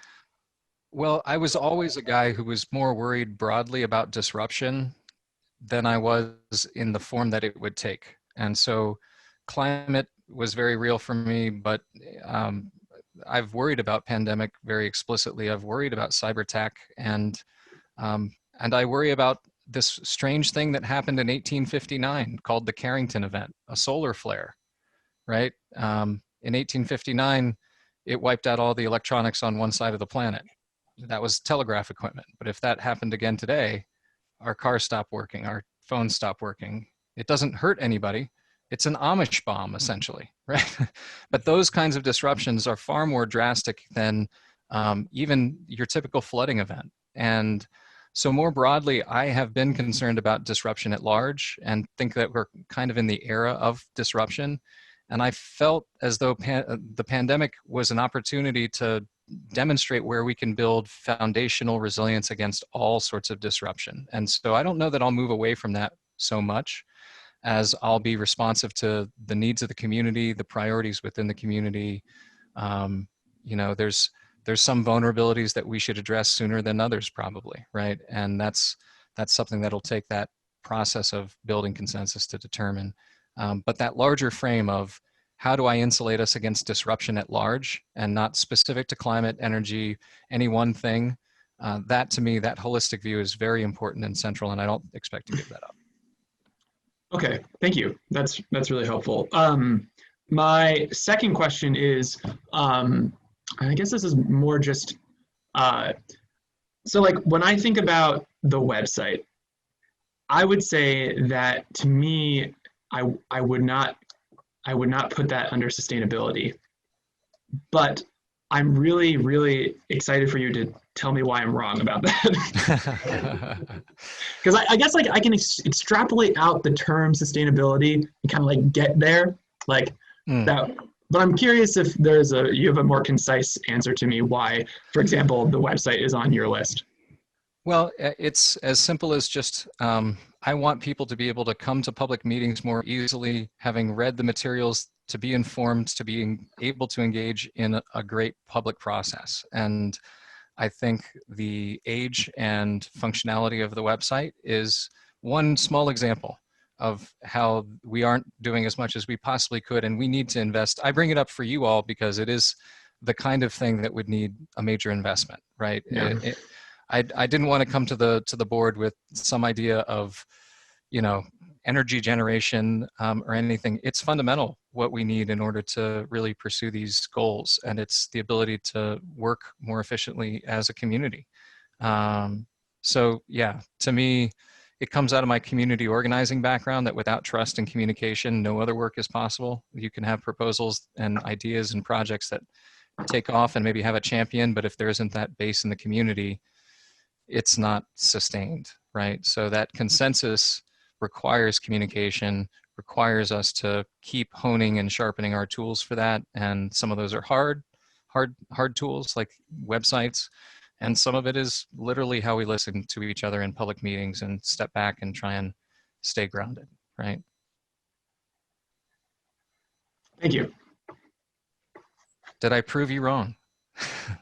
Yeah, I mean, I think there's a little extrapolating. Absolutely. But not as much that I did in my own head getting out there, so. Sure, yeah. Thank you, Stephen, putting up with us.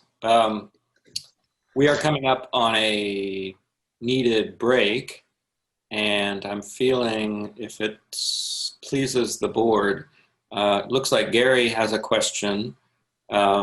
But if anyone else on the board has a last question or comment for Stephen, maybe I'll take that now, and then we'll take Gary's comment, and we'll go to our break. Because after our break, we are starting to talk finances and budget. It's getting very excitingly close to budget season, isn't it, boys and girls? And looks like we have 2 hands up. So if the board has no other questions, I'll go to Gary.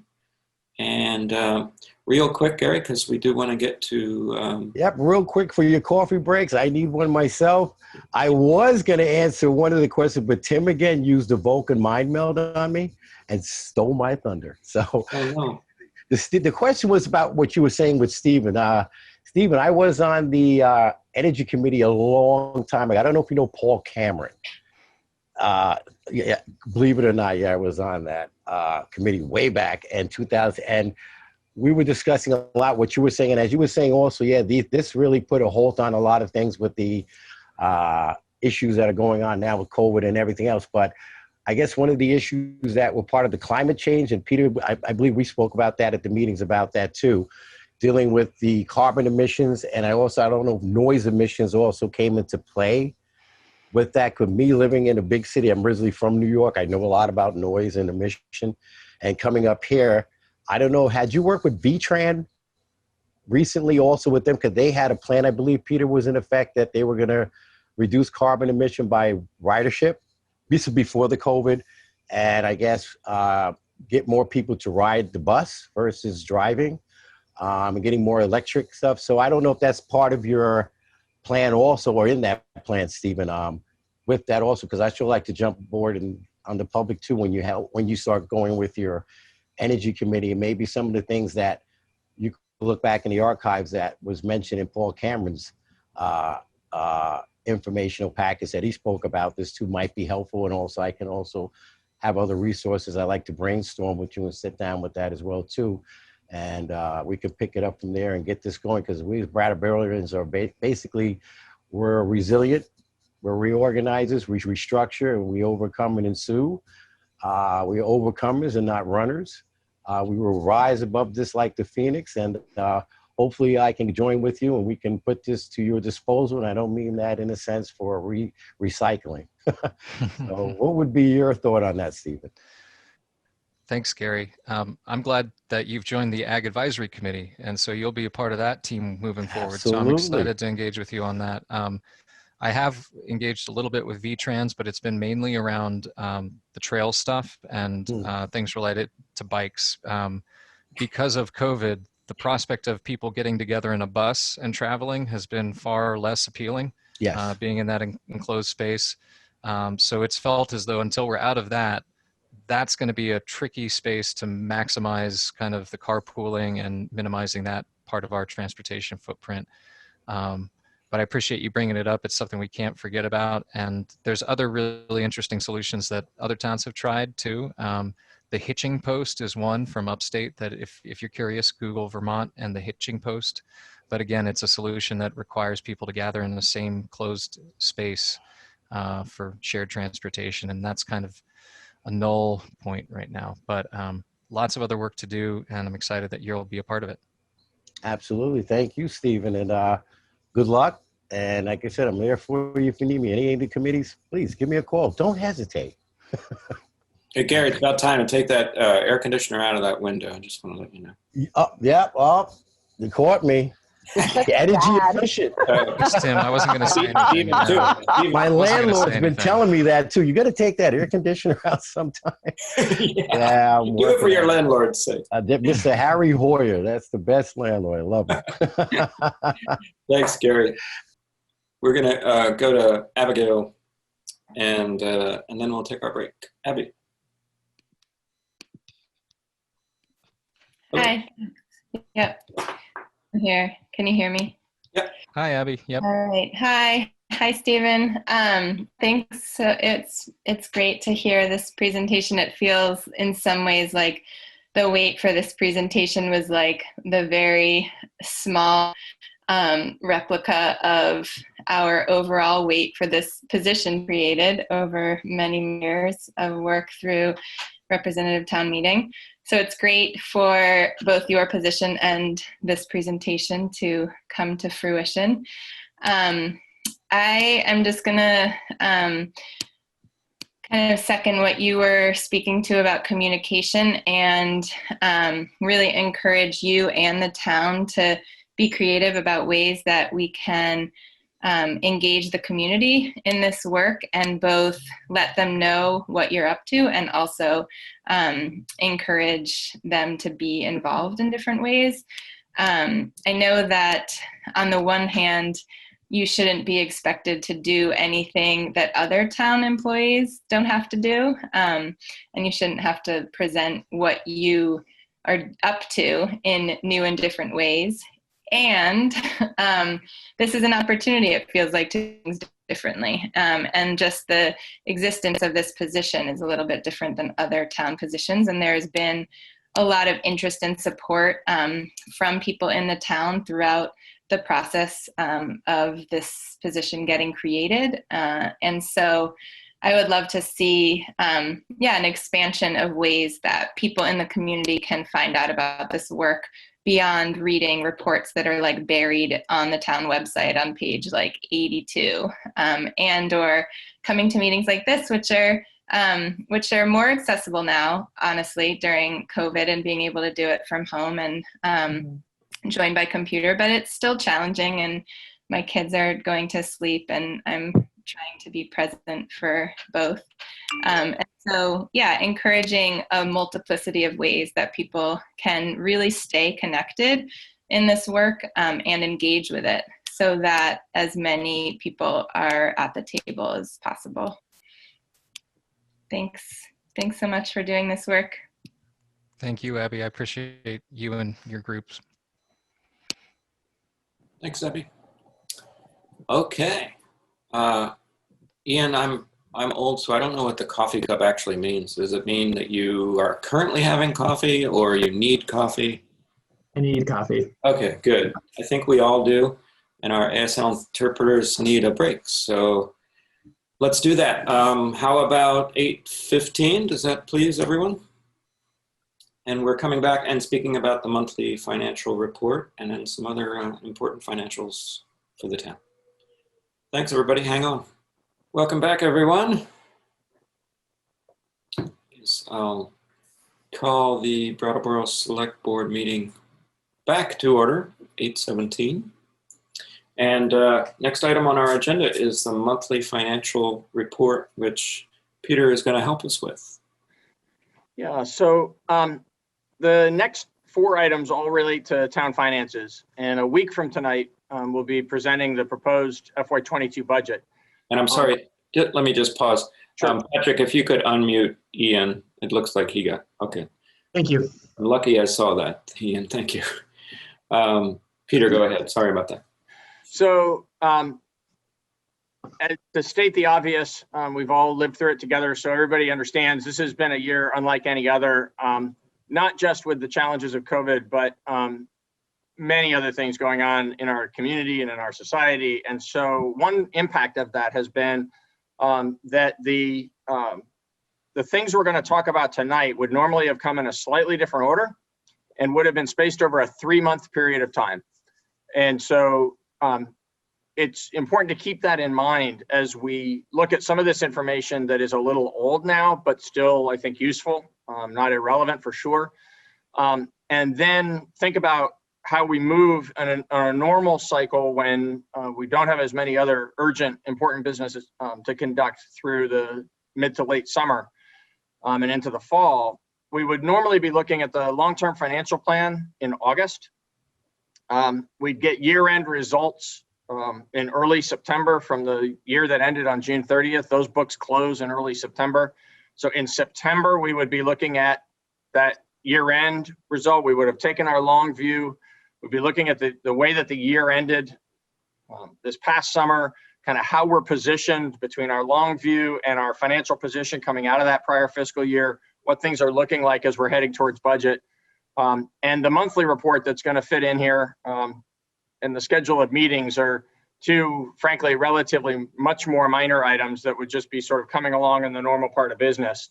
that relate to the others. But by doing that long-term perspective in August, kind of getting our minds geared towards the decisions that need to be made in the fall and the winter, it's also an opportunity for the community to provide input and for the select board to provide direction to town staff about how you want us to be prioritizing certain things in the preparation of the upcoming year's budget.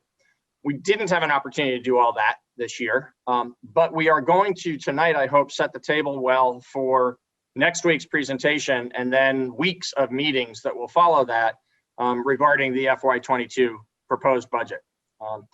I'll start with an ad lib. I hadn't planned to, but it came up so it was so present in the discussion around sustainability regarding the town's website. So for reasons that we'll talk to in a little more detail here as we go through these other items, this is the year when town staff will be proposing to you that we undertake a major, probably not just upgrading, but actually recreation of creation of a new website using a new platform, modern technology, cleaner to look at, easier to navigate, that creating that better opportunity for community engagement that we all know is necessary. We've been talking about it for a long time. There's some aspects of how, the lessons learned from COVID and the reinforcement of the necessity that we get at this project, alongside some good financial news that makes it possible to undertake something that it's a really large scale, expensive thing to do, but really necessary. It's an investment we need to make. And we'll have more to say about that next week. We're still working actually on getting some information from others who have done recent upgrades so that we can do some intelligent pricing of what we think this is going to cost, but it will be expensive and it will be worth it. And we're going to be able to afford it because of some of the news I'm about to share. So the next item on the agenda, though, is one of those short and simple ones. We'll get to the year-end results from FY20, and we'll get to the long-term plan in just a moment. The news for the September monthly report is just good, solid, simple news that we are on trend or a little better than trend, frankly, for these first couple of months of the year. We're spending at a little smaller rate than we normally would. We normally would be under 25% as we get a quarter of the way through the year. And in fact, we're at 21.5% in the general fund budget, 19.9% in the parking fund budget, and 22% in the utilities budget. So right on cue or a little below normal spending trends. Revenues are harder to gauge. We don't normally talk about particularly the general fund revenues because of how that gets skewed by the receipts that are so sporadic, right? So the crediting of the property taxes up front at the beginning of the year because they are legally owed to the town skews that, as well as the fact that we lag a quarter in our receipts for the 2 local option taxes. And then there's a variety of ways in which other revenues are seasonal. So what I can tell you is for the first quarter of the year, there's nothing remarkable to talk about there, but the numbers aren't quite as clear in relation to being 25% through the fiscal year. Solid waste, again, we always lag a month there too, so those numbers are always a little funky in these monthly reports, but you'll note that our revenues are well ahead of our expenses, and those revenues and expenses both represent 2 months, not the full 3 months that the other parts of this report represent, but through the first 2 months, our expenses are a little high, but not way out of whack, and our revenues are far better than expected. And so solid position for right now. And we've got about $245,000 of available funds in program income, the revolving loan fund. We've had a lot of consideration of that this year because of some of the unique needs that have arisen during COVID and the recent conversations around housing. And we'll have more to say about that on November 17th regarding the housing aspect of that. But right now there is a balance that is actually quite a lot higher than this, but reservations have been made for the things that you've authorized, grants to certain projects and other allocations. So there's about little less than $250,000 available still to be used from that fund at this time. And repayments coming in of loans to replenish the fund as well. Yeah. Any questions or comments regarding the September financial report, or would you like me to move on to the FY20 year end? Oh, Daniel. Yeah, thanks. So I have a couple of questions, and one was about the small business loan situation. Yep. So from my reading of the report, it seemed like only one had made a payment recently. Is that correct? I can't say for certain it's only one. As you know, we've waived the requirement that people pay. We have had payments come in. We've actually had an inquiry recently about someone who would like to pay their full balance and then borrow some additional funds for an additional investment in the business. So there's some activity going on there. We expect to have a meeting of the committee sometime soon.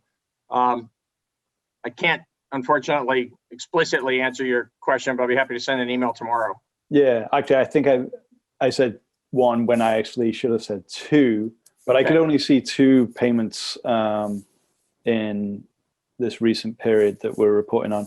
And then I kind of had a supplementary question about the status of the revolving loan fund and the likelihood of it being replenished in some meaningful way in the coming months. I mean, I'm sure some of that is uncertain, but if you could maybe kind of explain from my knowledge and the public's knowledge. So it's more uncertain, frankly, than most other aspects of town finances, because the thing that would create greater certainty there would be an action of this board to require people to start making monthly payments again.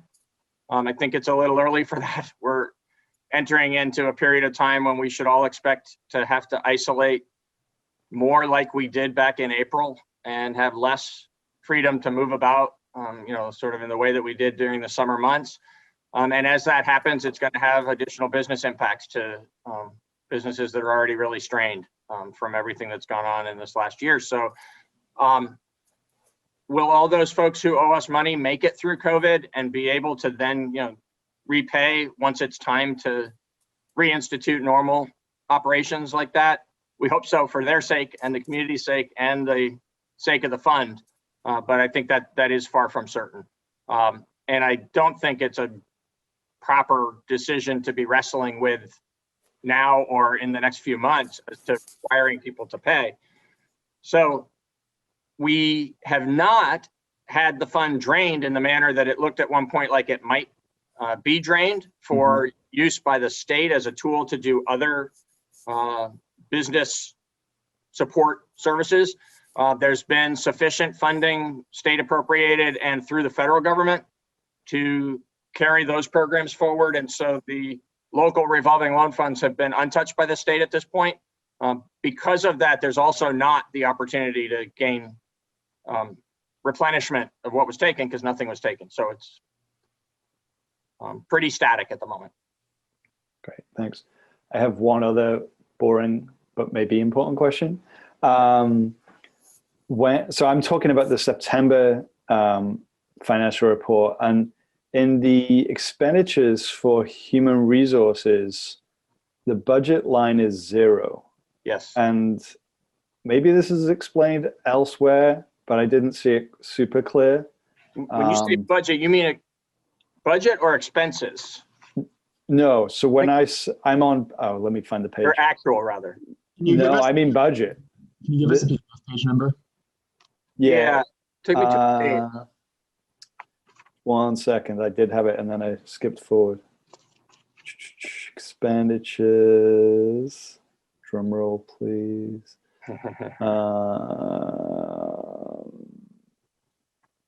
It's good TV. Right? Oh, Lord. I know it's somewhere near the top. Here we go. Human resources. It is on page 14. Oh, human resources. I'm sorry. 83. Human services. We so often mix and match. The reason for that is the human resources department is being created as part of our proposal for the FY22 budget. we'll have more that we're going to explain about that. Actually, I mentioned it a little bit in the long-term plan presentation, and then we'll go into greater detail as we bring forward the FY22 proposed budget. Now that we've got a couple of year and a half under our belts of functioning with Sally on the team and the way in which human resources fits into our overall town operations, it feels more proper and more transparent to show human resources as a function rather than to embed the human resources expenses in the town manager's office, which is where they were for the first two budgets that had that funding. So this year you see it as zero because we're actually starting to show those expenses where they belong, even though we didn't have a budget for that. We will under-expend the town manager's office budget, and we'll spend against that zero budget in human resources. You'll see in the process we'll go through for FY22 how that's actually going to be adjusted. Great, thank you. That was a great question. Anyone else for this? The monthly report. That's what we're in right now, right? That's correct. The September monthly report. Should we move on to the year-end financials? Okay, thank you. So the short answer here is we had a very good year under very hard circumstances.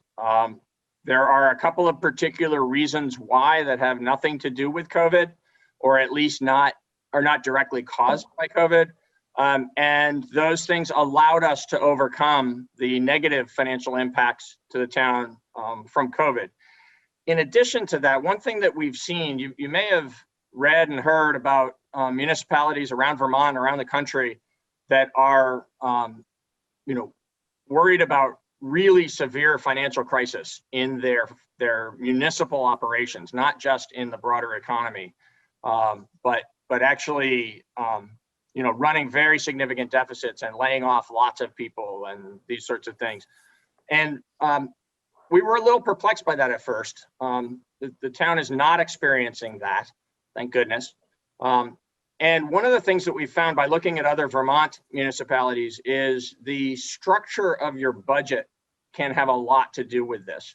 So one example is the city of Montpelier is one that has suffered more significant financial impact from COVID than the town of Brattleboro.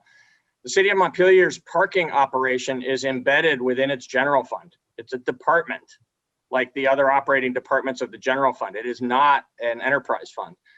And so because the parking revenues routinely fund other aspects of what goes on within Montpelier town government, city government, the shutting down of parking for several months, just as we had to, significantly affected their general operations. For us, it was a terrible blow to the parking fund, and we did have to make a supplemental transfer from the general fund to the parking fund. But the parking fund had some ability to take that blow itself because as a separate enterprise fund, we were carrying a fund balance there. So there are things like that that significantly affect how one is making it through these times. And fortunately for us, there's that piece of this that worked to our favor. There's some other things like that. And most particularly because this was the first year of the 1 cent local option sales tax, and because we had estimated that based on prior receipts, and we knew that we would do somewhat better. I shouldn't say no, we expected that we would do somewhat better than the budgeted figure because we knew that there was a very robust effort undertaken by the state of Vermont to get online retailers to make part of their transaction systems the proper payment of not only state sales tax, but then that local option penny where it exists. So we had budgeted about $630,000 based on what we knew, and we had an expectation we might do better than that. We did much, much better than that, receiving over $800,000 of revenue through that fund. Probably just because of what I just described, just the sort of better performance based on people making online purchases, And then probably people made more online purchases this year. That was one of those odd things that happened, right? It was that at a time when the economy overall was suffering because of COVID, people were having to use the internet as ways to acquire things that they needed. And so those purchases actually benefited this part of the town's budget. And so those two factors and a few other things that I'll list here in a moment caused us to have a really actually very positive financial outcome to FY20. Overall, we were $416,000 to the good. We say it that way because that involves looking also at the use of fund balance that is authorized, requested by staff, recommended by the select board, and authorized by town meeting each year. And in a year as good as this one, we don't use any of the fund balance that we had asked for permission to use. We just keep that intact and operate town government off of the real-time general revenues that are coming in. So that happens sometimes, and that happened this time because it was a particularly good year. We also, in almost all years, don't draw as much of the fund balance down as we're allocated to, because that's the last revenue we take, right? It's not actually a revenue, it's just use of our savings. And so when we settle the books up at the end of the year, we'll always only draw from fund balance that which is necessary in order to have a balanced budget. This year, we actually ran an actual surplus, not just a better than budget operating surplus, but an actual surplus that returned funds from the operations of FY20, returned excess funds into the fund balance. And we'll again talk more about that as we present the FY22 budget and talk about the unassigned fund balance and the opportunity that it gives us to address capital needs in the way that we have been now for several years, and to address the website need that we have, since the website need also will be a one-time non-recurring expense. So we'll deal with that in more detail next week and beyond. Two footnotes that you're well aware of because you authorized these things, but I think it's important for the public to know that that $416,000 positive outcome at the end of the fiscal year actually in the basic operations of town government was a $546,000 operating surplus. Near the end of the fiscal year, because of the impacts of COVID on the parking fund, and because of the continual, the historical and continuing impacts of the volatility on the solid waste side, the selling less bags and having higher recycling costs. Once again, we needed to make a supplemental transfer of $40,000 from the general fund to the solid waste fund. We're going to correct that by embedding it in the general fund going forward. That was a recommendation of the finance committee. It's something we know is the right responsible thing to do. We'll talk again more about those details as we bring the budget forward and as we talk about the long-term plan in a moment. But the impact in FY20, when it was still a separate set of accounts, was that there was a $40,000 drawdown from the general fund to balance the solid waste. And the $90,000 transfer that you authorized to the parking fund so that we could pave the Preston lot and do the sealing work, the leak sealing that needed to be done on the deck of the transportation center. We would not have been able to afford those because of the lost revenue in the parking fund. Both were really desperately needed capital projects. We had this good outcome. We could see it coming as we approached the end of the fiscal year. And back in June, you authorized that we make that transfer to parking and undertake those projects, which we have. In utilities, we also finished with a $745,000 surplus. That's actually misleading. It's very positive. It puts us in a stronger position as we look forward to the upcoming very significant expenses that we're going to need to invest in the replacement water treatment plant. but it's not really indicative of an operating surplus. In fact, what it is a additional grant revenue from the state that we're going to have one more time that this happens. It's happened during this current fiscal year. It'll show up again in the year-end report for FY21. There is some money that was owed to the town by the state that's been coming in inconsistent, in large slugs that have been inconsistent in timing, based on the availability of funds from the state funding source that supplies the aid to municipalities that are doing these major upgrades. So in this case, it is for money that we invested in the sewage treatment plant and other sewer system upgrades, starting almost a decade ago and finishing around 2014. The state has been paying pieces of the state's share of that over time. The next to last piece was a large transfer in FY20. So we ended up with this $745,000 surplus for the year, but almost entirely caused by this large transfer from the state. And there will be a similar impact. We got $1 million or so recently from the state as the final payment on that project. And that'll show up in next year's final results. The parking fund finished the year with a deficit, almost $50,000, $48,518. And that's even after the $90,000 that was transferred in from the general fund. So our operating deficit in the parking fund was actually $138,000 for the year. We were shut down completely for 3 months, and then there was less activity than usual for much of the rest of the second half of the fiscal year. We'll see some continued impact of that, I think, as we go forward and see the wintertime slowdown that we're expecting in terms of activity within the parking system. We'll keep you appraised of that as it goes along. Great, thank you. The year-end report for FY20, unless you have questions or comments.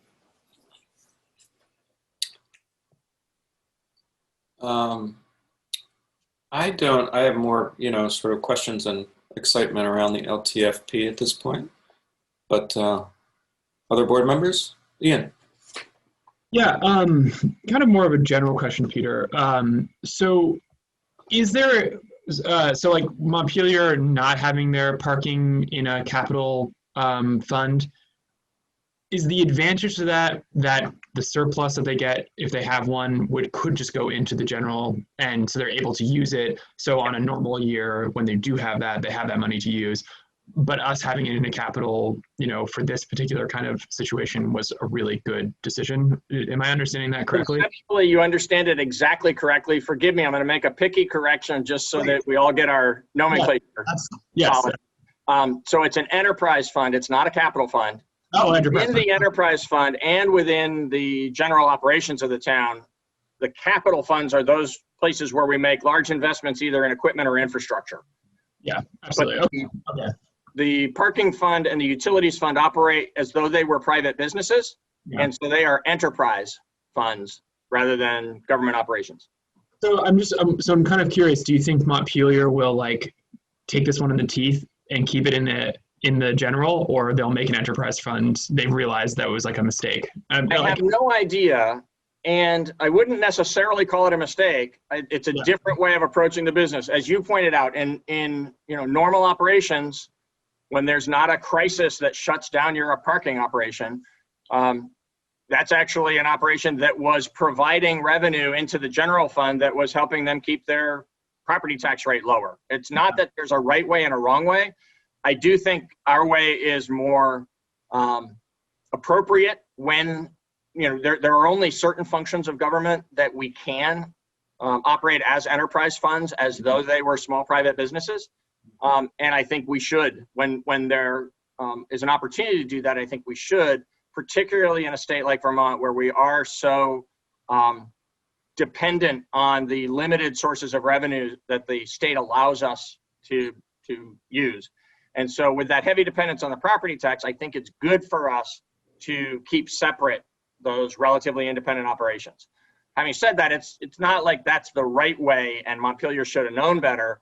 There's also very likely a more complicated set of distinctions that can be made between Montpelier's financial operations and overall operations and Brattleboro's. I don't know enough about the details of the rest of what they do to be able to speak to that, but the parking distinction between how they are set up and how we're set up just stood out so starkly this year because of COVID that that's why I use that example in the explaining why we did well. Yeah, no, it's really helpful. Thank you very much. Thanks, Ian. And thank you, Peter. Do we have any other questions, comments from the board? No? Awesome. Now my favorite. Long-term financial plan. So here's where I keep my promise to be long-winded. I'll apologize in advance, and I'm going to try not to bog down in excessive detail, but there's a lot to tell here. Hey, you're going to read all 4 pages? I'm not going to read it word for word. What I am going to do is hit highlights, and there's more highlights to hit here than in these prior 2 items. And unless you want me to hurry and sort of call people out to, call people's attention to the written document, I think it's worth taking a little bit of time with this one, because this is, in fact, the time, even though we would normally have done it in August, and we're now doing it only 1 week before delivering a proposed budget to you, this is the moment when we're looking out beyond what are we trying to accomplish in this next year to where does that fit into a longer term perspective? How's our longer term financial prospects looking? How are they looking? What are we doing to manage the things that look like they might be problematic? And what are we doing to try to take advantage of opportunities so that we can get as much done as possible in the, addressing the priorities of the community and of the select board. So I think it's appropriate actually to take a fairly deep dive here. I'm going to do it until you tell me to stop. No, I think it is too. And I try to say this every year, and I'm going to probably try to push it out there a little more on social media this year as well. It's 4 pages of what I think is essential reading for anyone who wants to understand the direction that the town is going and the whys of and the hows of what we do. So thank you, Peter. Thank you. So the first thing to reinforce is that this is not a budget. It is a 5-year forecast. The first year of the 5-year forecast is FY22 this year. And that is what next year's proposed budget will be, is for FY22. There's some ways, because we prepared this weeks ago and then it was deferred from several prior select board meetings, there are some ways in which we already know the proposed budget will be different. And I'll highlight a couple of those as we go through. But in that way, it reinforces a truth we know about doing long-term financial planning, and really long-term planning of any kind, but it's especially true with money, tends to be, at least in municipal operations, especially true with money, that we've got a pretty good solid handle on what to expect for next year and how we're making choices that are going to be controllable for us to some degree in next year's finances. As we look out to the second year, and particularly beyond that in the 4th and the 5th year, the forecasts are more and more based on trends. There definitely are aspects of like where an old bond drops off the debt service and we know we're going to be done with that. And so we know exactly the impact that might have in the 4th or the 5th year. But those are pretty rare as we get out. When you look at the hundreds of line items that we carry through the town's budget, looking out over that longer term, as we get to the 4th and the 5th year, we're less certain of what the numbers will really be. But what we're looking for is trends. We're looking for instance, one that we'll talk about more explicitly in a moment. In the first long-term financial plan that we did back in 2016, we demonstrated the 5-year expected unaffordable trend line of workers' compensation costs. We knew they had been increasing rapidly. In doing a 5-year forecast, we called out to ourselves that it was increasing more rapidly than any other part of the budget, and so rapidly that it was eating up a penny or more of increased taxes in a given year just to pay for workers' compensation. And we couldn't allow that to keep happening. And so we put a lot of energy over the next year or two into revamping how we address workers' compensation. There's been some additional safety focus, although there frankly had been a solid safety program previously. We just amped that up a little bit. But what we hadn't done a good job of was managing the actual incidents of workers' compensation, managing the claims well, and getting employees back to work quickly. And there's an aspect of this, gets a little wonky, a little deeper in the weeds, but it's really important for employees' health and for like the quality of life in their families, and the side of their life that has nothing to do with serving the town. It's really important, and there's data to demonstrate that long-term health of an individual benefits from getting back to work quickly after an injury, whether that's a personal injury or whether it's a workers' comp situation. Just not sitting around waiting to heal, but getting back active again and engaged in the work that we do is helpful to a person. In addition to it obviously being the right, necessary, responsible thing to do on behalf of the taxpayers to bring people back to work as quickly as we can. We realized that that was a shortcoming of how we had been managing workers' comp, and we addressed it. We also have been working with a medical provider to make sure that we're managing the workers' comp claims better. That part of it is pretty hands-off for town staff. It's a contract that we've set up. It's managed primarily through the PASIF program, the Property and Casualty Intermunicipal Fund that is our provider of insurance through the Vermont League of Cities and Towns. But creating a more robust claims management part of this has also been important. And the value of that is that through some favorable claims experience and some softening of the market, we've benefited that the timing of our extra attention on this has also been fortuitous in terms of some marketplace changes around workers' comp insurance. But the bottom line is that we had a reduction in that cost last year, and we're expecting a level cost this year. The long-term financial plan shows a 5% increase because in August, we were forecasting a 5% increase from that for FY22. We now know what the cost is going to be come January, and it's going to be level. And so the FY22 budget will reflect that. But the point is that was something that in 2016 we identified as being out of control, that we had to give attention to so that we could rein it in. We couldn't control exactly what the financial impact of it would be, but we knew that we couldn't allow it to just keep increasing without us making efforts to slow that rate of increase down. And it's been tremendously successful to where it's actually flattened.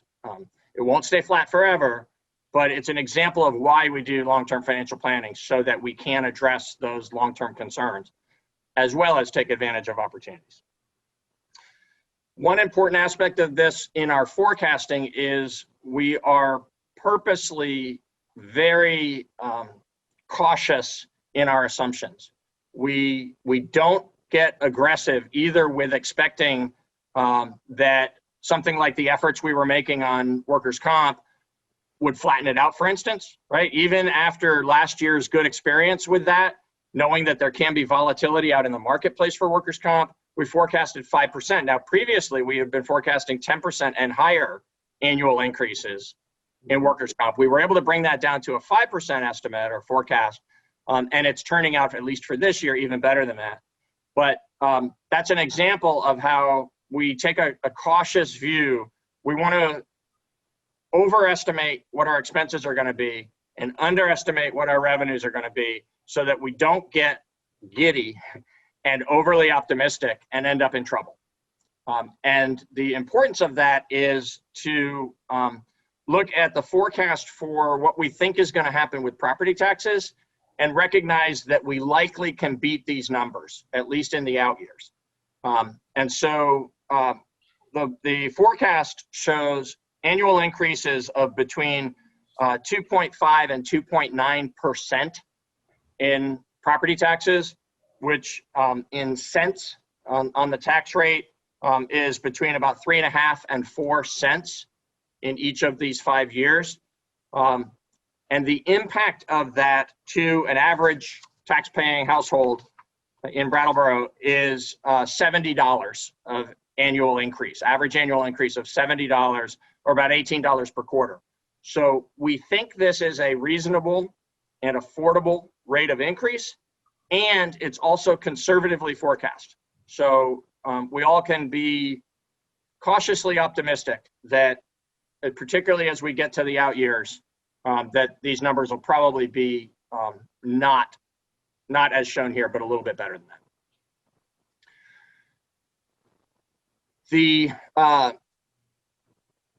I mentioned before the pleasant surprise we had. We will have one more year of extra revenue because we had to do the budgeting a year ago for FY21, and we didn't yet know how the first year was going to go with the sales tax. We budgeted a second year of $630,000. We reasonably expect we'll collect more than $800,000 again. And so there will be a benefit to the general fund balance from that. Hopefully, you know, all other things being equal, that means we'll have another healthy operating surplus at the end of fiscal 21. Obviously, there's 3/4 of the year to go and a lot of COVID to live through yet. And it's, you know, we can't be sure that that's how that'll turn out. But this particular line item, we will over collect again, hopefully substantially. And because we have now this experience with it, and we can reasonably expect that we'll collect at that level going forward, we don't predict an increase, but we do predict that it'll stay level at $825,000 a year, a little bit lower than what we actually collected last year, but just a little bit lower, and then flat throughout the 5-year period. The likelihood is that it'll go up over the course of the 5 years unless there's, you know, really terrible sustained downturn in the economy. But for the forecast, we've estimated that it stays flat. The rooms and meals tax is a different story. That was directly affected by COVID very clearly. We had years of steady increases in that source of revenue. And then it declined by 14% in FY20. It went down from $437,000 the year before to $375,000 in FY20. We don't have any reason to expect that to rebound quickly. What we have forecast is $10,000 increases, sort of incremental small increases, expecting some level of recovery as the years go forward. Remember that the first year of this forecast is actually, we hope, if the forecasts of the scientists prove true, the first year of this forecast and the budget that we'll be considering together starting next week will actually be the first post-COVID budget, right? That'll be the budget that begins next July and ends a year and a half from now. So hopefully by next July, we're coming out of COVID and things are building back up again. Obviously, there's no guarantee to that. We're not making aggressive assumptions about that, but we also haven't expected further decline in COVID-affected line items. What we've expected is that we'll have a year for FY21 that is more heavily impacted than in FY20 because there'll be more months of COVID-related experiences, but that this FY22 budget in the first year of this 5-year forecast will be sort of the coming out period. Daniel, did I see you? No, I was crossing my fingers. Okay. Yes, indeed. Okay. So employee contributions to health insurance premiums. Again, I know the board is very well aware of this. We've talked about it on multiple occasions, and 4 of you were involved in approving these contracts last year. But so that the public can be aware, the town has, through agreement with the town's employees, with the 4 bargaining units on behalf of the unionized employees and with participation of non-union employees in the planning of this, we have reinstituted a cost sharing between employees and the town as the employer in the provision of the purchased health insurance as part of our health insurance program. So there is some self-insurance component to that program, and there's coverage that is purchased with insurance premiums through Blue Cross. And the employees picked up 1% of that this current year. We're picking up 3% of it beginning January 1st and 5% of it beginning the January 1st of 22. And so in that is reflected in the long-term financial plan as additional revenue, as being received by the town from the employees towards that expense. In addition to that, this is one of those areas where we have learned something since preparing this report that's important, which is that our costs are going to be flat in the purchase of that Blue Cross insurance this coming year.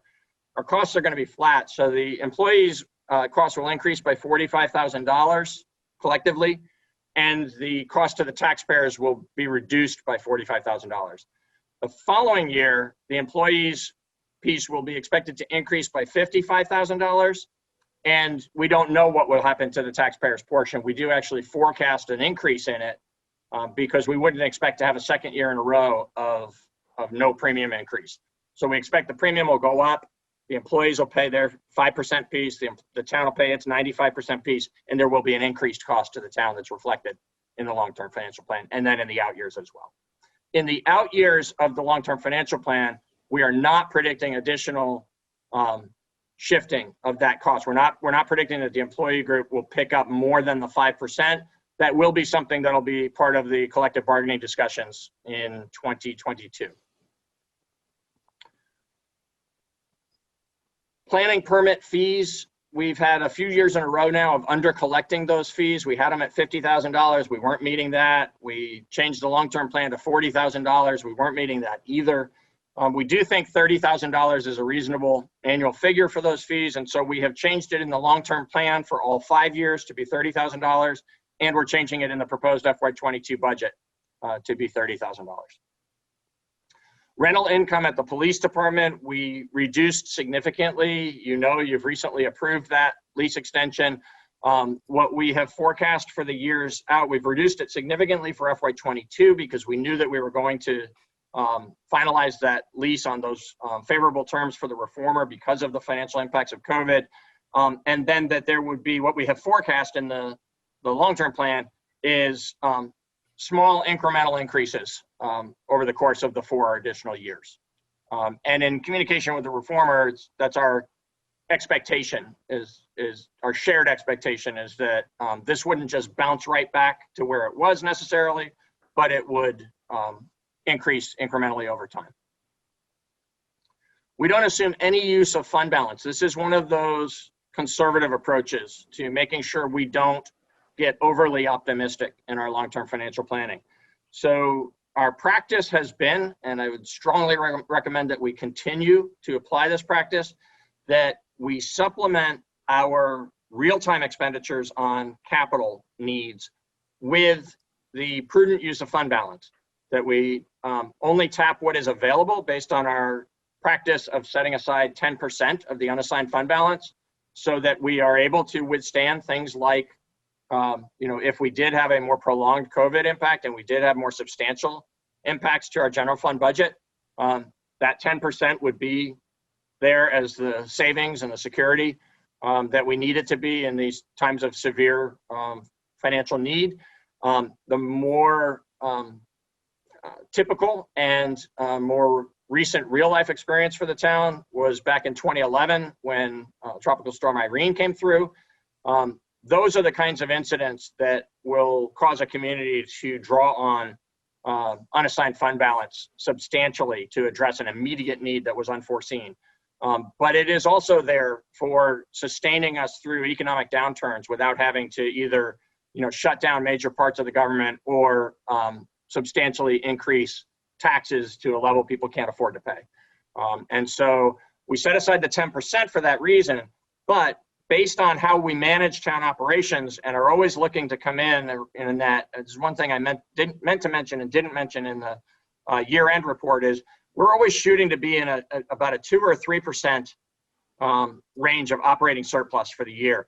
if we're less than 2%, that's fine as long as we're still to the good.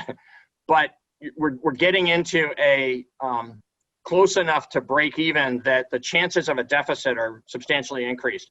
So when we're doing our planning for the year, we're trying to manage the expenses, particularly as we see how the revenues are coming in. If we have extra revenue coming in like we did this past year, that makes the whole process easier. But if there's not extra revenue coming in, particularly if there's less revenue than expected, then obviously we got to cut our expenses.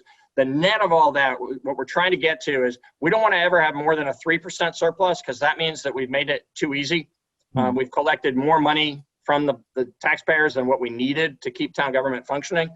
But if we're below 2, we're running in a situation where something unfortunate could push us into deficit, and then that's a catching up that the community has to play in future years just to get back to where we were.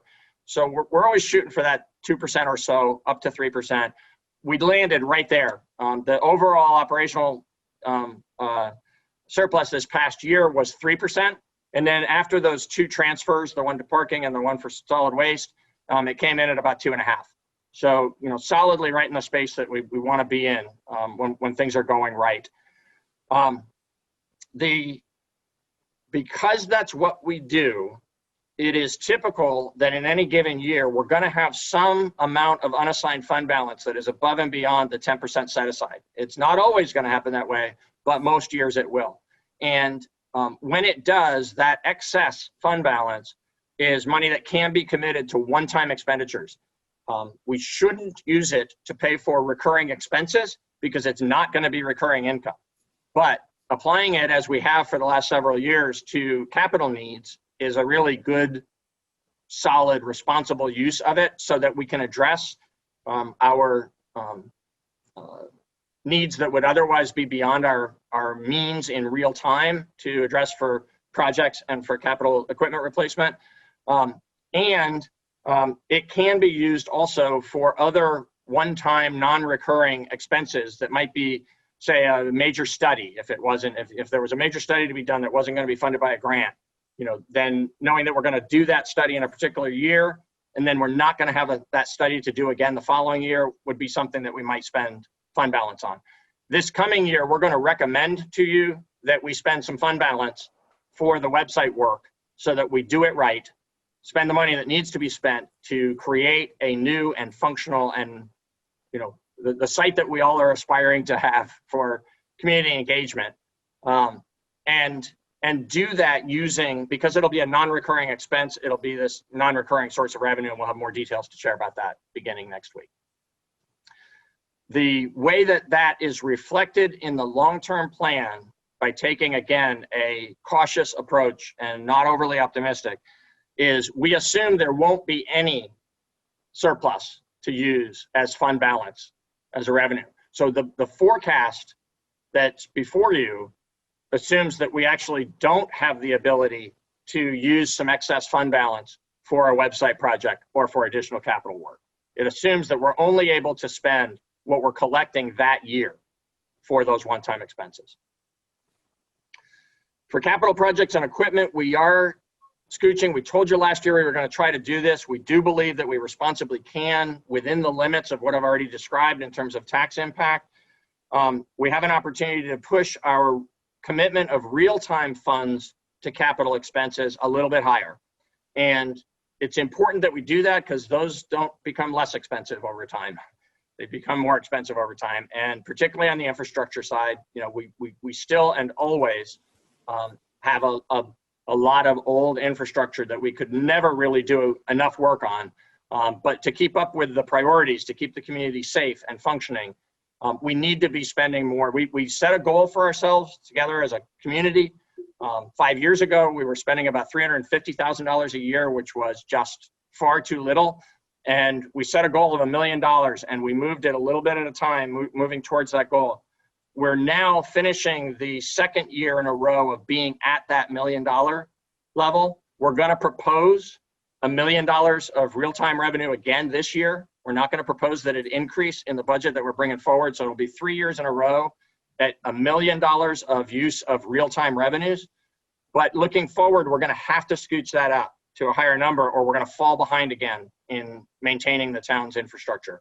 And so we propose, or we forecast in the long-term plan, increasing from $1 million in FY22 to $1.1 million, $100,000 increase in FY23, and then $50,000 increases in FY24 and FY25. So at the end of the planning period, we'd be at a consistent rate of $1.2 million a year commitment to capital instead of the $1 million that we're at right now.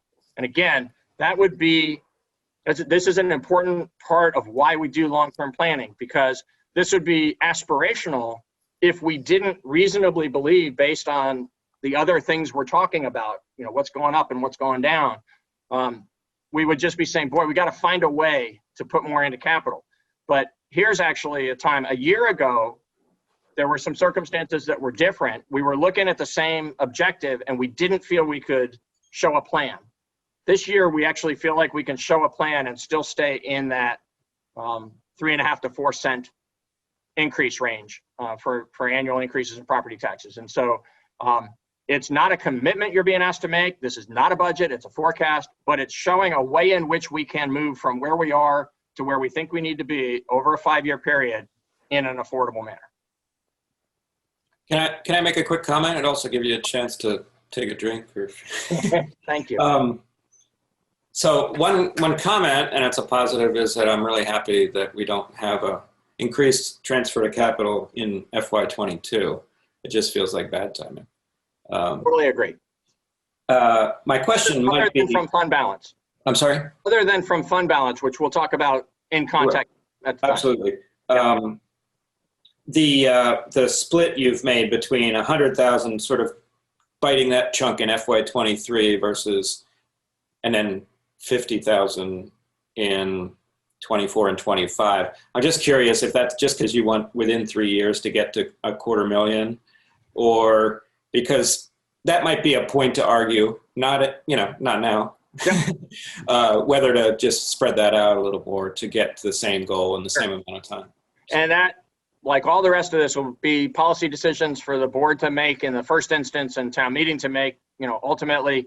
I would suggest, based on the broader analysis of our capital needs and discussions we have had and will have about those details, I think we actually, it would be good for us as a community if we could move faster than this. I'd actually rather, ideally, what I think would have been the best place to land is increasing by $100,000 each of these years and getting to 1.5 million at the end of this period. And I can't look you in the face and say that we responsibly can think that that's achievable. That would create an additional tax burden I don't think we can afford. And so we're showing this instead because I think it's what we can afford to absorb, and it gets us part of the way to the goal. Oh, it was almost simultaneous hands from Ian and Liz, so you fight it out. Go ahead, Ian. I'll take it this time. Yeah. So I think you may have answered it right there, Peter, but I want to clarify.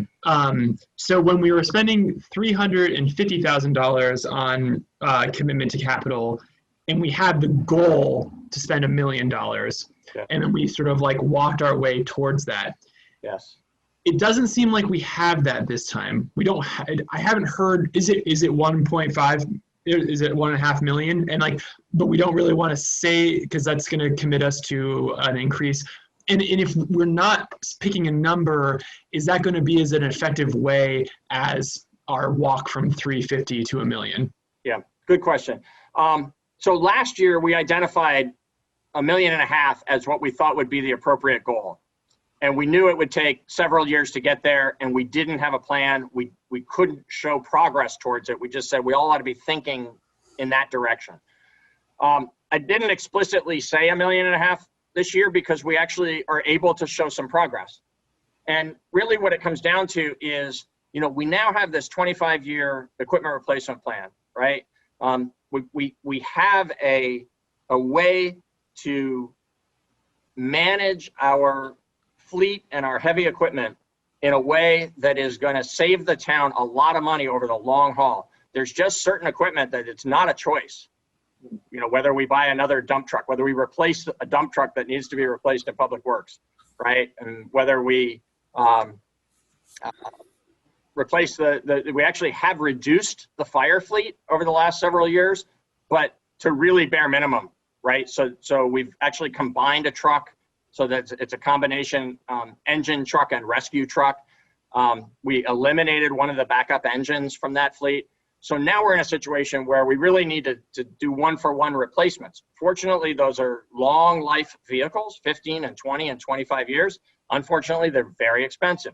But now we have a plan for how we're going to fund those and buy them when they need to be bought and replace them before they completely wear out, so that we're not paying a lot of extra money for maintenance and not getting the service that we need to provide to the community.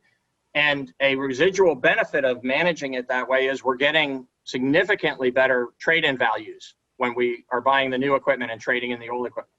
So that program is a big success. We want to sustain it, but it costs about $800,000 a year, and it'll increase a little bit each year going forward. It'll be over $1 million, well over $1 million a year by the time we're at the end of the 25-year period. But in thinking about it in today's dollars, it's an $800,000, $850,000 a year program. So if we're only doing $1 million into capital, we're not doing enough, because $150,000 for our paving and our sidewalks and our other project-related work isn't enough money to do the work that needs to be done. But we don't want to sacrifice on the equipment replacement, because we're actually doing better and smarter and saving money and providing better services by managing that piece the way we're doing it. So what we've got to do is get on top of the recurring costs in the project side, the ones that are going to come at us every year, paving and sidewalks primarily, and a little bit of other stuff. And that's what we're doing by building this up to a more than $1 million a year cash commitment. Thank you. Thank you. Oh, Liz, yes. So, Peter, we're talking about the taxpayer, what the expectation is for increases in taxes each year. But separate and apart from that are increases to water and sewer fees because of the commitments that we made. And for the benefit of the taxpayers and users, could you just explain that so that people can forecast their expected increase in expenses?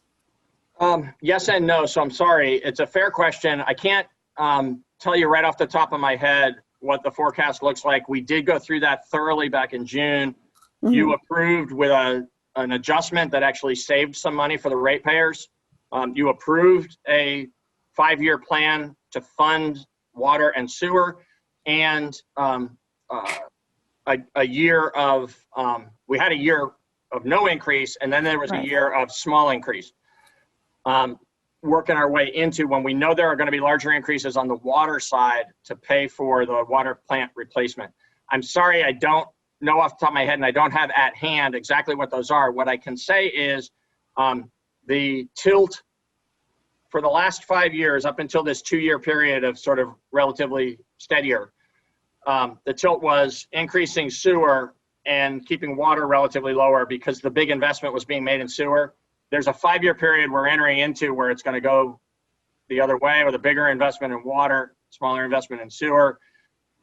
After that, we would expect a lot of years of steadier rates because of the fact that we will have invested over the course of a 10 to 15 year period in, completely new water and sewer plants and a lot of new piping infrastructure. That's great, Peter. I just wanted people to understand that they're separate items and that it will increase, and they need to account for that. Yes. Yes. In ways that we can be really transparent about and have been, but it's not part of this report because here we're focusing on the general fund. Right. Thank you. Absolutely. Thank you. Speaking of focusing on the general fund, so the next highlight is what we alluded to a little earlier, that solid waste is coming into the general fund. It's where it belongs. It's actually, from an accounting point of view, where it has already been. but we've been showing it as a separate operation. So that's why we've been asking you to authorize these transfers. It is not an enterprise fund. The solid waste operation has never stood on its own 2 feet in the way that parking and utilities do. And so it's just better. The Finance Committee recognized this and recommended it to us. It's something Patrick and I have been talking about for a couple of years, but it's a bullet to bite, right? When we bring it into the general fund budget, we're not taking that approach that we've taken these last couple of years that, you know, maybe things will kind of even out and we'll get towards May and we won't have to make a $40,000 transfer to solid waste. You know, that's not been the best way to manage this particular piece of the town's costs. And we have had to make that, you know, end of year transfer each time. It's gone down a lot as we've gotten a better, steadier situation there, but it belongs in the general fund. And by moving it into the general fund, what it means is the deficit that we reasonably expect is going to show up in the proposed general fund budget. And so that's an impact that we'll itemize for you. We'll be able to tell you the value of that or the cost of that as it relates to the overall expenses and revenues in the general fund for FY22. Once we have crossed that hurdle and we put this the way it ought to be, then it'll be steady as we go from there. We won't be each year having to come up. We'll still be funding a deficit, but we'll be funding it at a steady continuation of the policy that's already been adopted, instead of having to find the money at the end of the year each time. Does that make sense? It's more transparent and more responsible to put it up front in the budget, and that's what we propose to do. And that's the same reason we're doing human resources. Human resources, we're not spending any more money on human resources than we would be spending if we had kept it in the town manager's office. But it is an important separate function of the town that is supporting the operations of all the other departments. There's an increasingly important training component there. And we think it's important to show it where it belongs as an investment in human resources. And so in this creation of the human resources department, in this 5-year forecast, and then in the FY22 proposed budget, about 90% of the costs that are going to be shown in the human resources budget are actually reductions elsewhere, primarily in the town manager's office budget, but a couple of them in the general services budget. There is a little bit more, and we'll identify very explicitly what that is when we present this budget to you as part of the budget review. There's a little bit of an increased cost there for increased investment we're making in some of the activities within human resources, particularly a more robust use of online services, where we're keeping a lot of work that was being done 2 years ago by hand is now being done digitally, and we're having to pay for the tools to accomplish that. So we'll lay that out in more detail when Sally comes and presents the human resources budget. We, in a way that is really not indicating any particular thing, because it's such a homogenized number from 4 different collective bargaining agreements and the relationship and forecast that we have with the non-union employees and some other factors related to the timing of certain groups of employees hired in the past and sort of where they are in their careers now and how that cycles through, and new employees are hired to replace ones who have retired, and all of that. The sum impact of all of those different factors is about a 2.75% annual increase in the cost of employee salaries. This is the continued 2.75 sounds like a relatively high number, and it is higher than inflation. It is the continued impact of the collective bargaining agreements that we negotiated a year ago that were intentionally addressing what we thought were inequities in certain parts of town government. And so there is some additional investment that's being made. There are some groups of employees that are getting 3% annual increases. There's some adjustment that was made in the step systems within which employees move up over the course of their career. And the total impact of all of that, plus situations where a more senior employee leaves, where we can see a retirement coming and a higher salary is going to leave and an entry-level salary is going to replace it. We do some pretty precise forecasting around all of that. And the homogenized number is a 2.75% increase in employee salaries annually over the course of the 5-year forecast. There are no new employee positions proposed as part of the 5-year forecast. We're assuming that 5 years from now, we'll have the same complement of positions that we have today.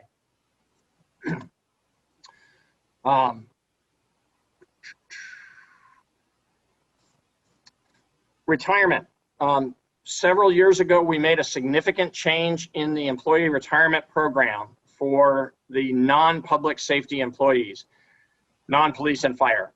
And it was a win-win where we were moving from a plan that had cost the town substantially more money to buy a less valuable benefit for the employees to one that dropped the town's cost immediately by over $100,000 and purchased a better program for the employees that will provide better long-term financial security for employees and families. That, of course, incrementally increases over time, and so we're working our way back up to where we were. That $100,000 savings now is much smaller, but it still is $35,000. In the FY21 budget that we're in right now, we're the funding for retirement costs is $35,000 lower than it was in FY17. Over the course of this 5-year forecast, we expect the rest of that $35,000 savings increment to disappear. There will be cost increases that will put us back up by the end of this forecast period to where we were back in 2017. So still a really good outcome for us. A lot of savings over a lot of years that has given us some freedom to address some other needs and not at any sacrifice to the employees and their families. In fact, a better plan for them. So it continues to pay dividends, but we're about to reach a point where that becomes more of a memory and less of a present value to us, at least in budgeting terms.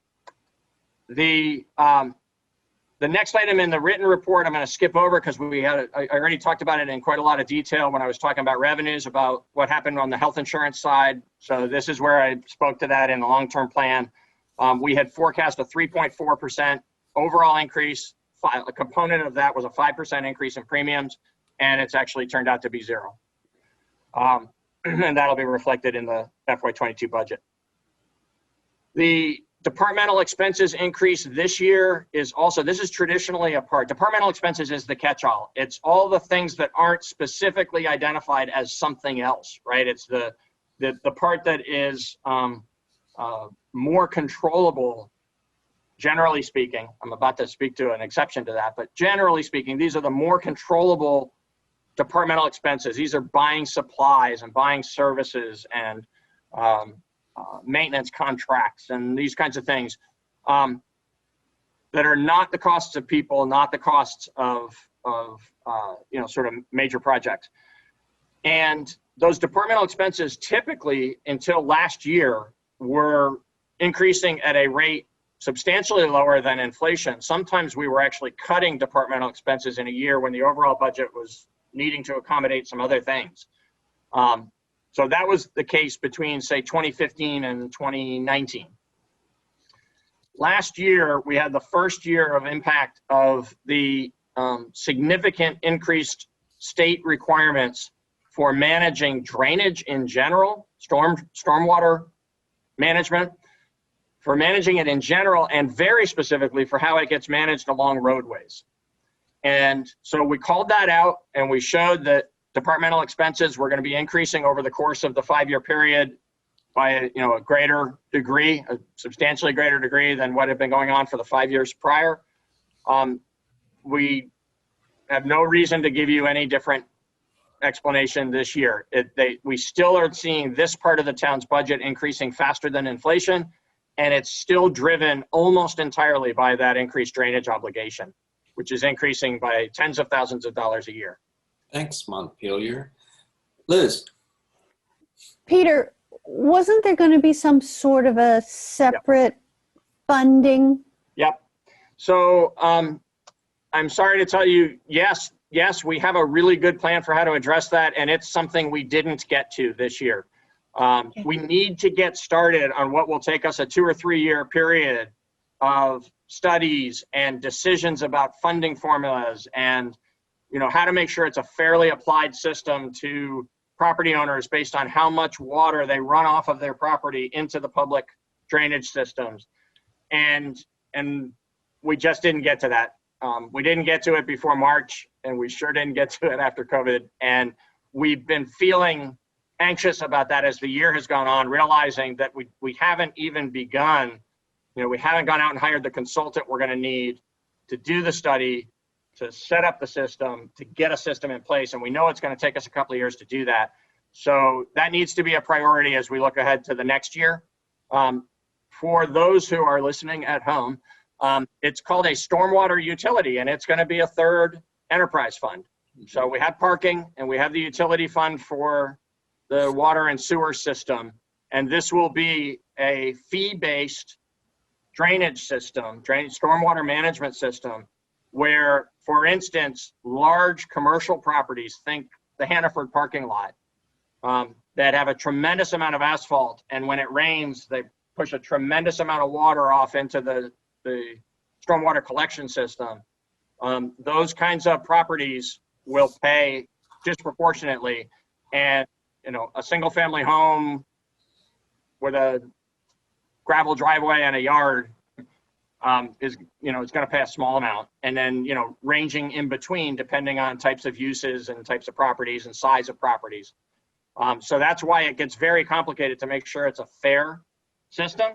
Usually there's also some incentives built into it. So for instance, again, not to pick on the Hannaford Plaza, but it's a really easy visual for all of us, right? It's an older design of a shopping center plaza, so it's almost all asphalt.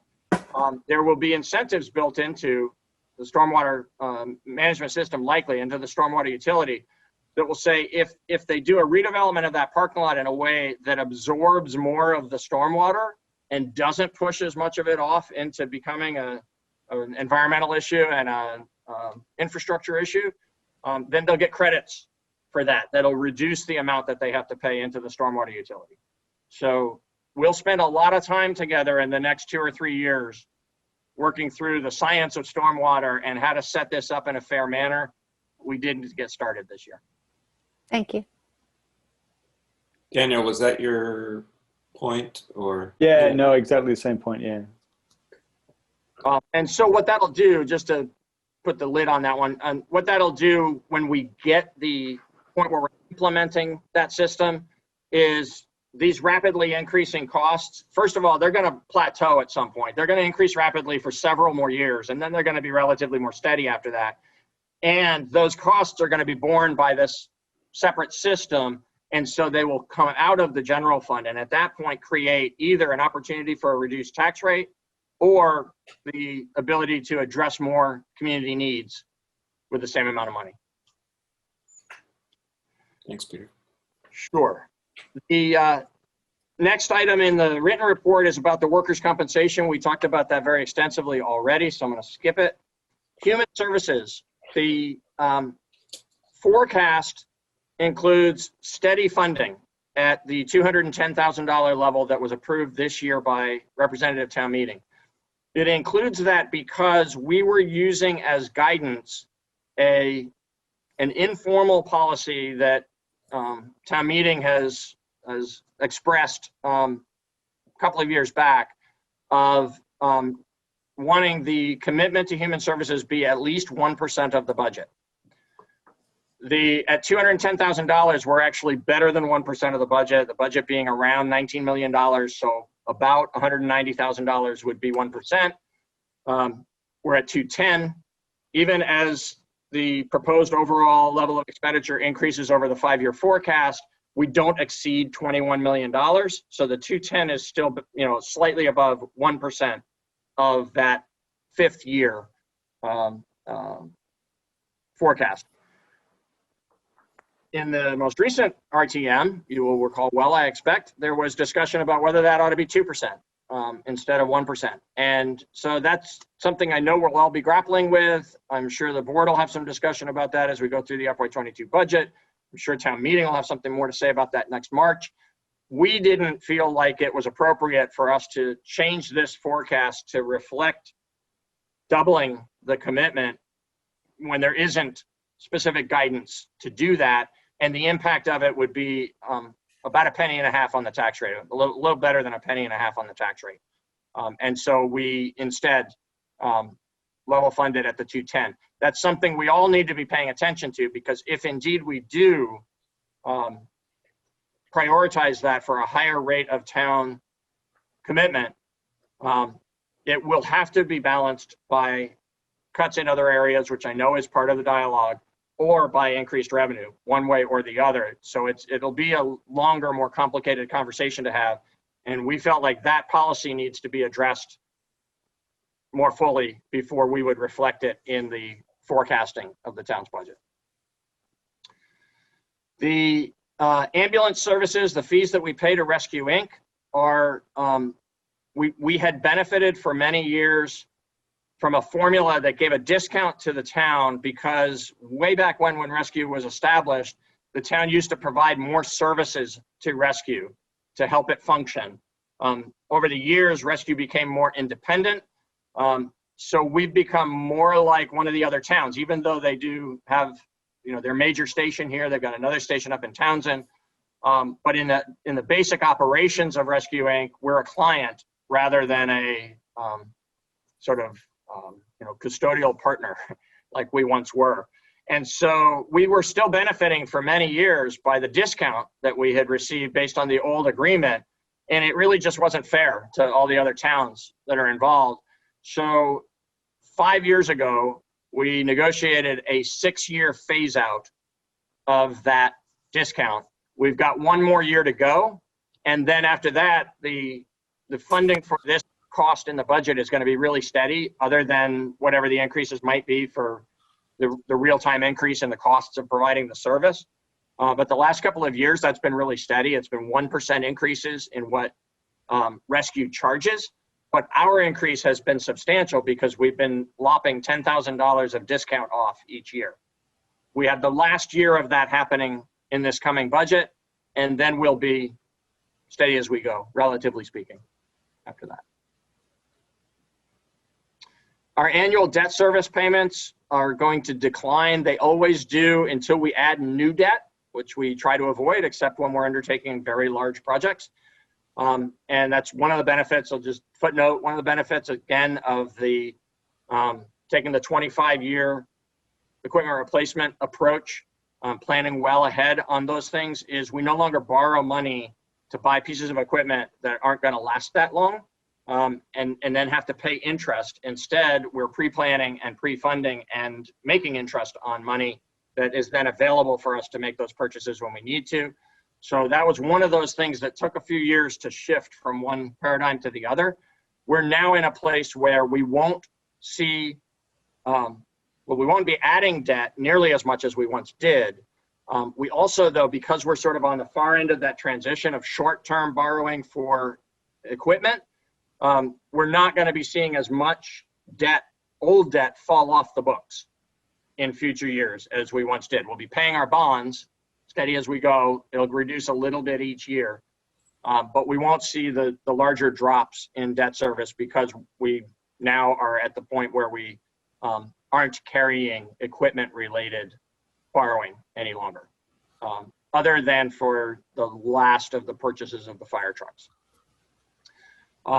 And so, as we look out over this 5-year period, there will be a reduction in debt service.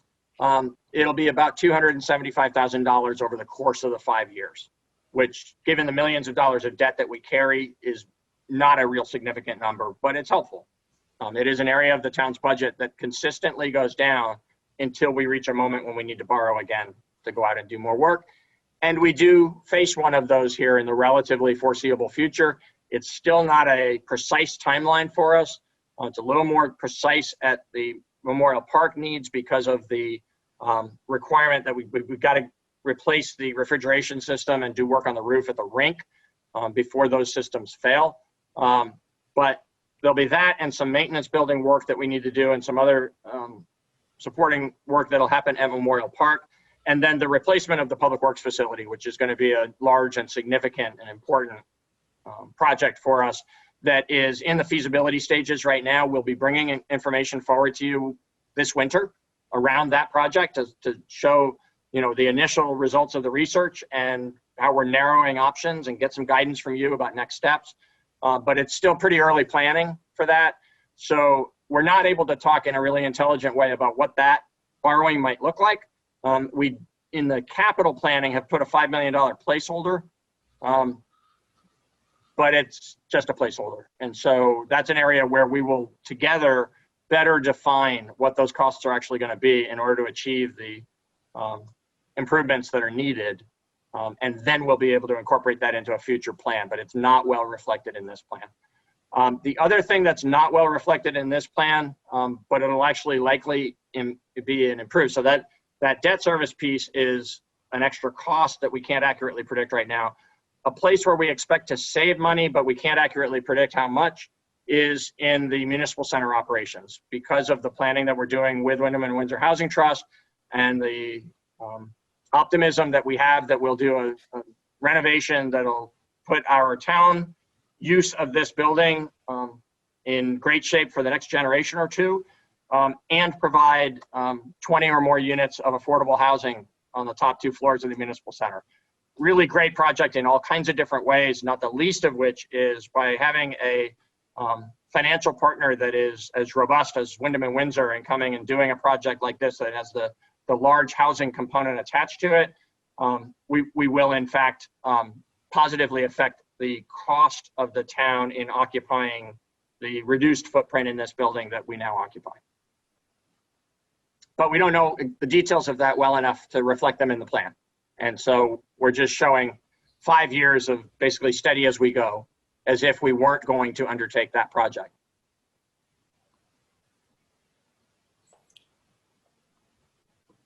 That's it. Awesome. I'm sorry, I was waiting for the summary statement. Well, you didn't disappoint, Peter. Very good. It was good. It wasn't boring. You know, there was a lot, but it was all interesting. Good. Yeah, we only lost, you know, that entire presentation. We only lost like 3 people. That's pretty good. It's the hardcore that's here right now. Yep. If you've made it to here, congratulations. 20. Yeah. Ian. Okay, I have what is absolutely a newbie question. All right, We've got a couple more of those. Yep. Peter, have we looked at the 2016 long-term plan and seen how year 4 looks like now? That is, I'm embarrassed to say no, and that would be so easy to do. And on the website. It should have been part of this. We'll make it a part each year as we do an update going forward. We'll also take that look back and say, how'd we do? It's a great question. I'll send you the. You don't have to do that just because Ian asked you to do that. Oh, it can be the It's a Ian. good question, though. Alice. It is a good question. It is a Yeah. good question. Absolutely. How accurate were we? Because maybe we can learn some things about how we're predicting and Sure. we, adjust It it. is. I think I went to download the LTFP, and I think it is. The original 2016 is on the website. Easy to find. So. Oh, it absolutely is. Yeah, but I think like It's an easy question to answer. I just haven't looked at it. Okay, great. Thank you. Ian, you're keeping us all on our toes. Yeah. If only I could get on my toes. I'm tired of sitting down. The next time you say this is a newbie question, we're going to be suspicious. Yeah. Anything else on the long-term plan? Just thank you, Peter. That was great. Yeah, thank you. Welcome. Thank you. I think it's a really well kind of laid out description of where we're headed. And, you know, it's not a long document. I guess I would encourage folks beyond the 20 people who are on this call right now to take a look at it. And it makes me feel really confident that the town is in good hands, whomever is on the select board. That's a crazy thing to say. But you know what I'm saying? Like, you know, the style of government that we have, where the manager and a select board, you know, allows for us to have those very long select board policy meetings, you know, like we've seen in other weeks. And this meeting, Peter and his work is the star of the show. And I feel like those two things sit together quite well for the people of Brattleboro. Yeah, some of my reflection as you were talking was actually putting myself in your position, Peter, where, like, you know, in March, you don't know what kind of board you're going to have. And you know that some of us are pretty friendly to the 1.5 mil capital targeting, but you, in your position, you don't actually know how receptive the next board will be to that idea. So it's got to be frustrating sometimes. So, or concerning. You know, are we talking about feelings? We can talk about. We are talking about humans, and it can create some level of anxiety for sure. But if it's not too waxing philosophical, I think it's important for us to note at this moment, when we started with, you know, 20 minutes or more of discussing standing up for democracy. You know, one of the things that we take really seriously on town staff is, you know, we do our best work that we know how to do to bring you good information, to share information with the community, to listen to the community when they're telling us things. You know, we're working hard to try to do our piece of this well, but we don't have any expectation that staff gets to decide what's going to become of Brattleboro or Brattleboro town government, right? And you got to have that healthy respect to do the work that we do, because you five are the policy-making elected representatives of the people. And in Vermont, you five don't get the last say because, you know, 140 others get the last say once a year.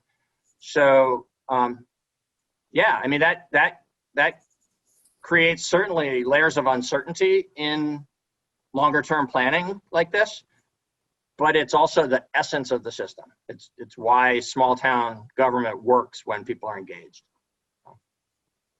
I'll step back off the soapbox. Well said. I like it. I'm going to go find that clip and post it so that people don't have to go through the whole night to watch that inspirational little moment.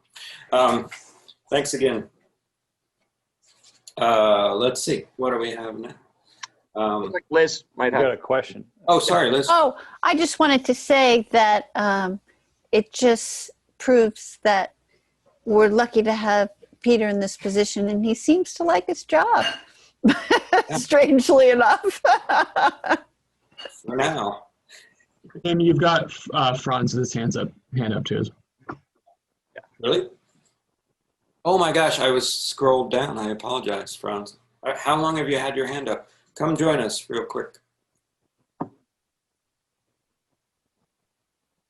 Thanks for that, Ian. Yeah, no problem. Thanks for that, Ian. And I had my hand up for almost a full minute, I think.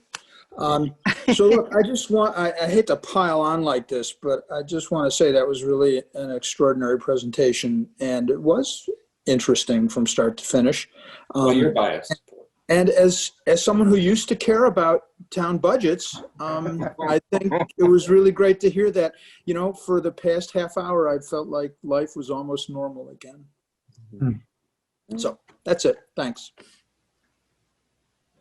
Great. That's a nice compliment. Thank you. For everyone, I mean. So we move on to the schedule. Yes, absolutely. So you have materials on this? No, we don't. You Yes. do. Yeah, you have a memo Page. dated October 1st from me to you proposing the sequence of meetings. It's a little tighter this year because we have that November 10th meeting, 2 weeks from tonight. You're holding a public hearing regarding the taking of land for the Hinsdale Bridge project. So we'll get a little bit slower start on budget this year. I'll make the overview presentation next Tuesday night, and then we'll start digging into details together 2 weeks after that on November 17th. What this lays out is a proposed schedule for how we would move through that last couple of weeks of November and through December and into January, meeting every Tuesday night, doing lots of budget-related work on the nights that aren't regular meetings, and a little bit of budget-related work on the nights that are regular meetings.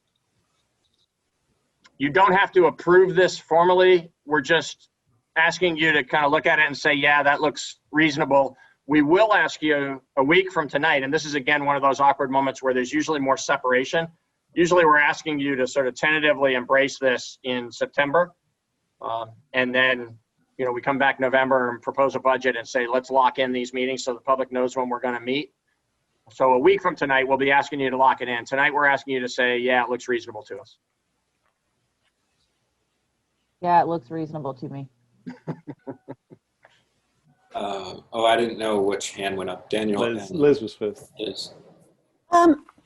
Thank you. I intend to interrogate the police chief regarding use of force and other national police reform policies, you know, during this process. And I know that the safety committee is doing what I hear is a very thorough job. However, I think the select board would be remiss in its responsibilities if we didn't also ask questions of our police chief when we have this opportunity. And so I would prefer that we have time, and I'm sure my colleagues would like to join me in that interrogation. Yeah. Yeah. Oh, wait. Unless, yeah. I'm Sorry, curious. Daniel. I feel like Ian has a follow-on, so I can just wait.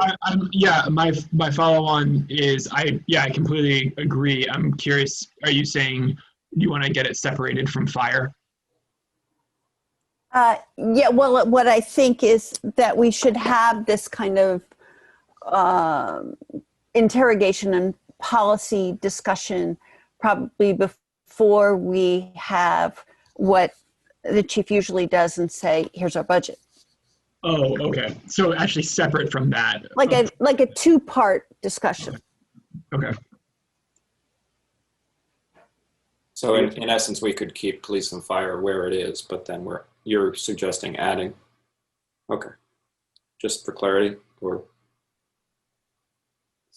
I would think that the one would come before the other, that the policy interrogation would come before the budget discussion. Right. I'm just making sure you mean separate. Daniel? I guess it's now a follow-on question. It's kind of about the Community Safety Review Committee's report back, I guess. I note that there is 1 week, the 29th, where we do not have a meeting. Are we kind of tentatively thinking that that might be where the Community Safety Review Committee does come and deliver a report? Actually, I'm not expecting that. I'm expecting that they'll need every hour they can get.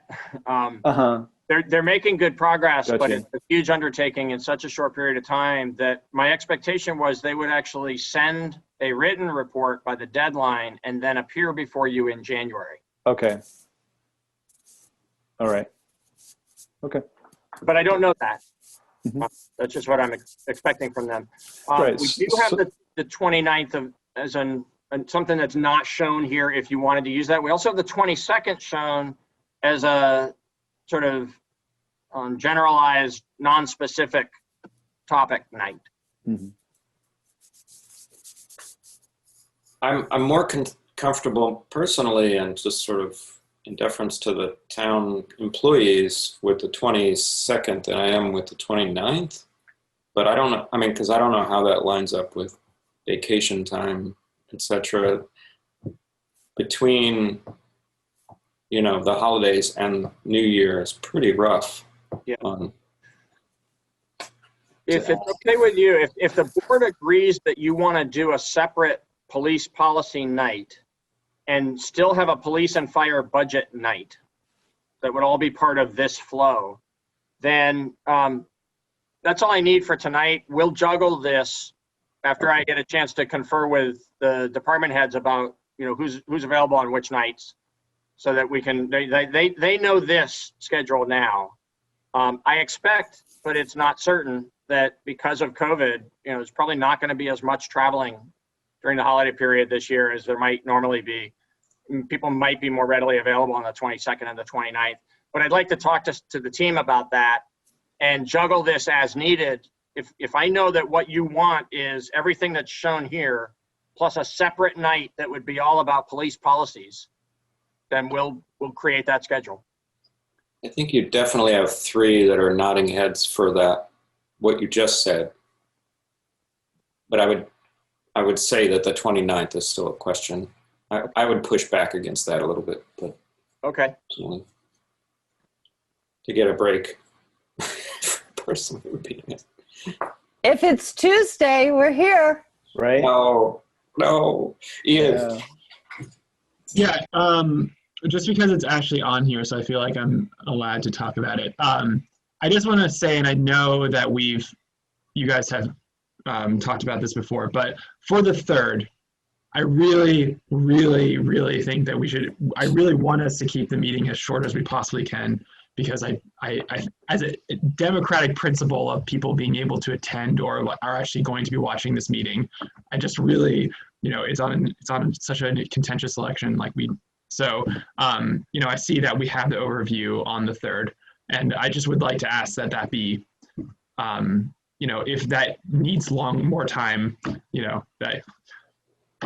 So may I respond to that? Yeah. So here's what I would say about that, Ian, and I don't think it's going to hit the mark that you just described. I'm hoping that maybe it hits a mark that is tolerable for the 5 of you. I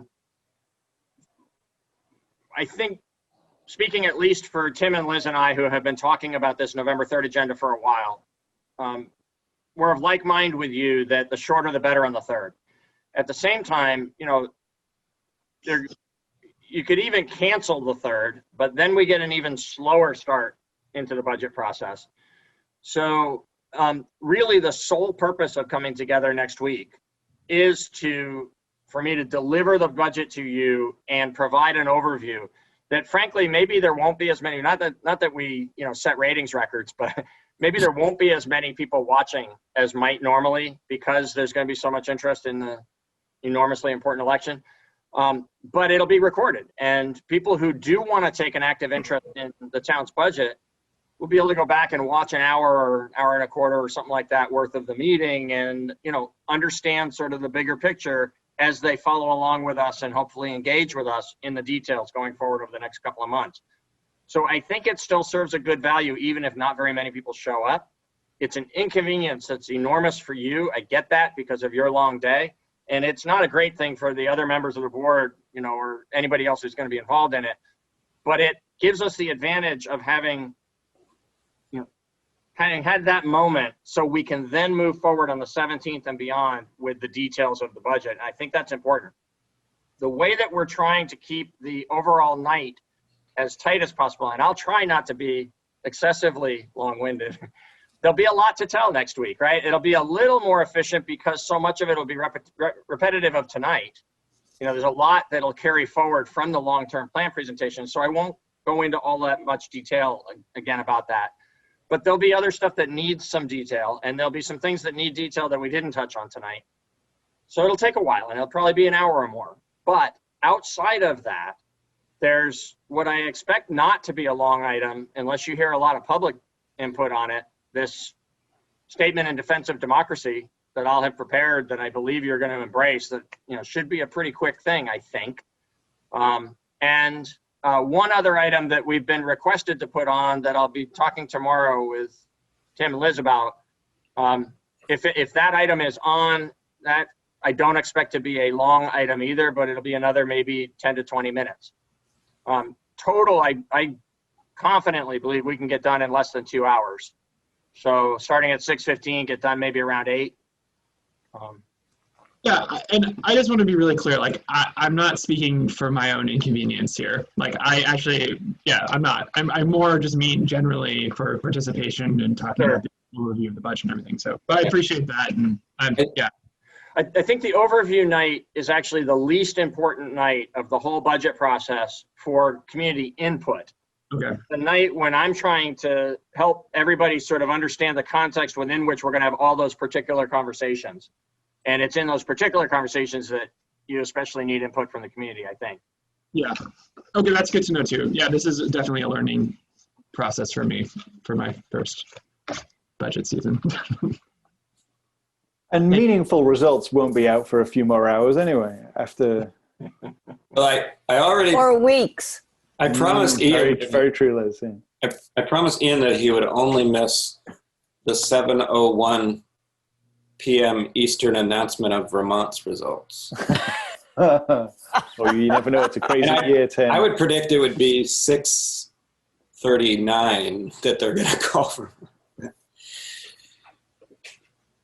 But, you know, there is that large, as far as watching the national returns, there's this large gap between, well, hopefully it's not weeks, but it'll be at least a couple of hours, I think.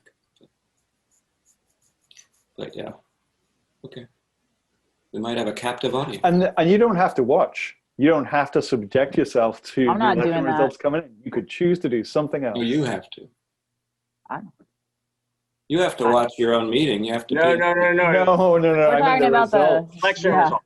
I know. Not mandatory. I was talking to the big man. You know, choosing between watching your local government or watching your national government. Yeah, that's what I'm talking about. yeah. There's a lot of people who are pretty scarred from 4 years ago. Like the look on Brandy's face. I can still remember the smell. All right. Well, thank you, Peter. Sorry for those detours, but important. Everybody happy with the proposed schedule, and we're going to be asked to lock in. Yeah, and we'll bring it back to you revised. Great. So this next last item on our agenda is exciting to me and possibly Liz. So Me too. yeah, we're going to maybe try something. If you guys like the idea. And to me too. I feel as though I need to defend it because I've had this conversation in earnest with at least one prior board here in Brattleboro. I feel like I've had it a couple of times. I know we've kicked it around at staff a couple of times. And while the consent agenda is a tool that was used in some prior years in Brattleboro, it's been some time now, quite a few years since it's been used. And I've encountered a pretty strong concern each of the prior times that I've talked with folks about it, that it feels like it's moving in the wrong direction in terms of democracy and transparency. And I'd like to really strongly suggest that it toes a line, the consent agenda, in a way that I'll describe quickly, I promise, in a moment, toes a line that is completely respectful of the necessity to show everything that we're doing and to allow robust conversation about the things that need conversation. And at the same time offers us the opportunity to be more efficient and not feel compelled to have conversations about things that don't really need conversation. And so the way that works is, and I will tell you, I've got many years of experience using this tool in other jurisdictions, and there have been years when it was used successfully here in Brattleboro, and it's a commonly used tool in private organizations as well as in other municipal governments. And the way it works is there's a cluster of items. Sometimes it might only have one or two things on it. Sometimes it might have half a dozen. But there's a cluster of items at the early part of the agenda that are things like accepting and appropriating a $750 library grant. That's useful and helpful, and we're glad to have it, but it doesn't need 5 or 10 minutes worth of discussion. And sometimes I get the feeling as we're working our way through an agenda that, we feel like we're giving something short shrift, even when it's a layup, if we just move quickly through it. It's like, well, that's not fair to STAR. I can tell you STAR would be delighted to have a $750 grant approved on the consent agenda and know at 6:40 that the item's been approved instead of hanging around until 10:30 to spend 5 or 10 minutes talking about it with you. And I have a real concern, all kidding aside, that we spent long, important hours dealing with stuff earlier this year and are going to again next year. It's just really clear that these times we're living in are going to demand us to have long, intense meetings. And what happened more than once, actually two different negative ramifications of that happened consistently in the last 4, 5, 6 months are we got to 10 or 10:30 at night and did 8 pieces of routine town business, but some of which wasn't all that routine, right? It was certainly not unimportant, but we had to hurry through it because we had spent a long time having an important discussion about something else getting there. And there were a number of different occasions, including all the business we did tonight, except for this item, that were on prior agendas at least once, sometimes twice. And we got to that same 10:15, 10:30 and said, we just don't have time to do everything we've got on this agenda. So we're going to knock some things off to next week. And then maybe next week we have the same kind of situation. We knock some stuff off a second time. So I think that it's actually more transparent for the public to know when there's items that we expect to be easy items that don't need discussion, to show them on the consent agenda and actually get them done that night, right? I think that's better for the public than these things that have been bouncing around. And I can tell you it's way better for the staff that are producing these items for your action. And the way that we ensure that the public is not given short shrift on them is the backup materials actually are better. They're more complete for consent agenda items than sometimes what you have seen from us for a discussion item, because on a discussion item, we know you're going to talk about it.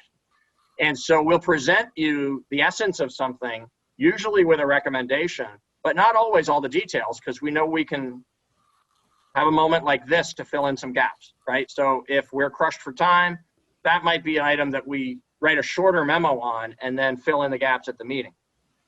We can't do that with a consent agenda item because the whole story needs to be told in the document, because the point of the consent agenda is you don't discuss those items. You approve them with one motion. And so the action you're going to take on each of those different items has to be embedded in the written material that has been available to the public since last Friday and that you've all read in preparation for the meeting. The way that the public is safeguarded, so in those ways, I think it's more transparent. The way that the public engagement is safeguarded is anything that's presented in the agenda as part of the consent agenda, any one of you, without anybody else having anything to say about it, can pull it off and put it to the back of the discussion agenda so that it gets discussed. And that right has to be absolute for this to work well and be part of the democratic process, because if it's otherwise bound in with these other items, having to go through the process of discussing them and deciding together whether to pull something off kind of defeats the whole purpose. And you being unable to pull an item defeats democracy. So the way the consent agenda works, and it works well because it won't be all that often that you need to pull something, but when you do need to pull it, you can, and you can do it just because you think it's important, is when you get to the consent agenda, the first thing that the chair will ask is does anybody want to pull anything off of tonight's consent agenda? And if one of you says, yeah, I want to pull off item A, then you do, and it automatically goes to the back of the discussion agenda. And then you can take the rest of the consent agenda and approve it with one motion and no discussion. And it just a way to, some nights it's going to be really helpful because we got a lot of little pieces of business that are easy to do. Some nights not so much. As we use it, we'll get a feel for it together, and I'll get a feel for your tolerance of, sometimes consent agendas that I've worked with in the past in other jurisdictions, we've spent a fair amount of money on the consent agenda because it's something that's so obvious. It's just like implementing. Like sometimes we have 3 separate visits on a grant that we're going to receive from the state and then sub-grant to somebody, right? And in the middle of those, not all those require a public hearing. So there might be a time when we're receiving $500,000 and granting $100,000 that because you've talked about it once or twice at length previously, doesn't really need another discussion about it. We'll put it on the consent agenda, even though it's got a lot of money attached to it. So it's not necessarily small dollar amounts. It's things that we think are, pretty obvious, that they're not complicated. They don't need a lot of discussion. And when we make a mistake occasionally and miss one that you do think needs discussion, you just pull it off and talk about it.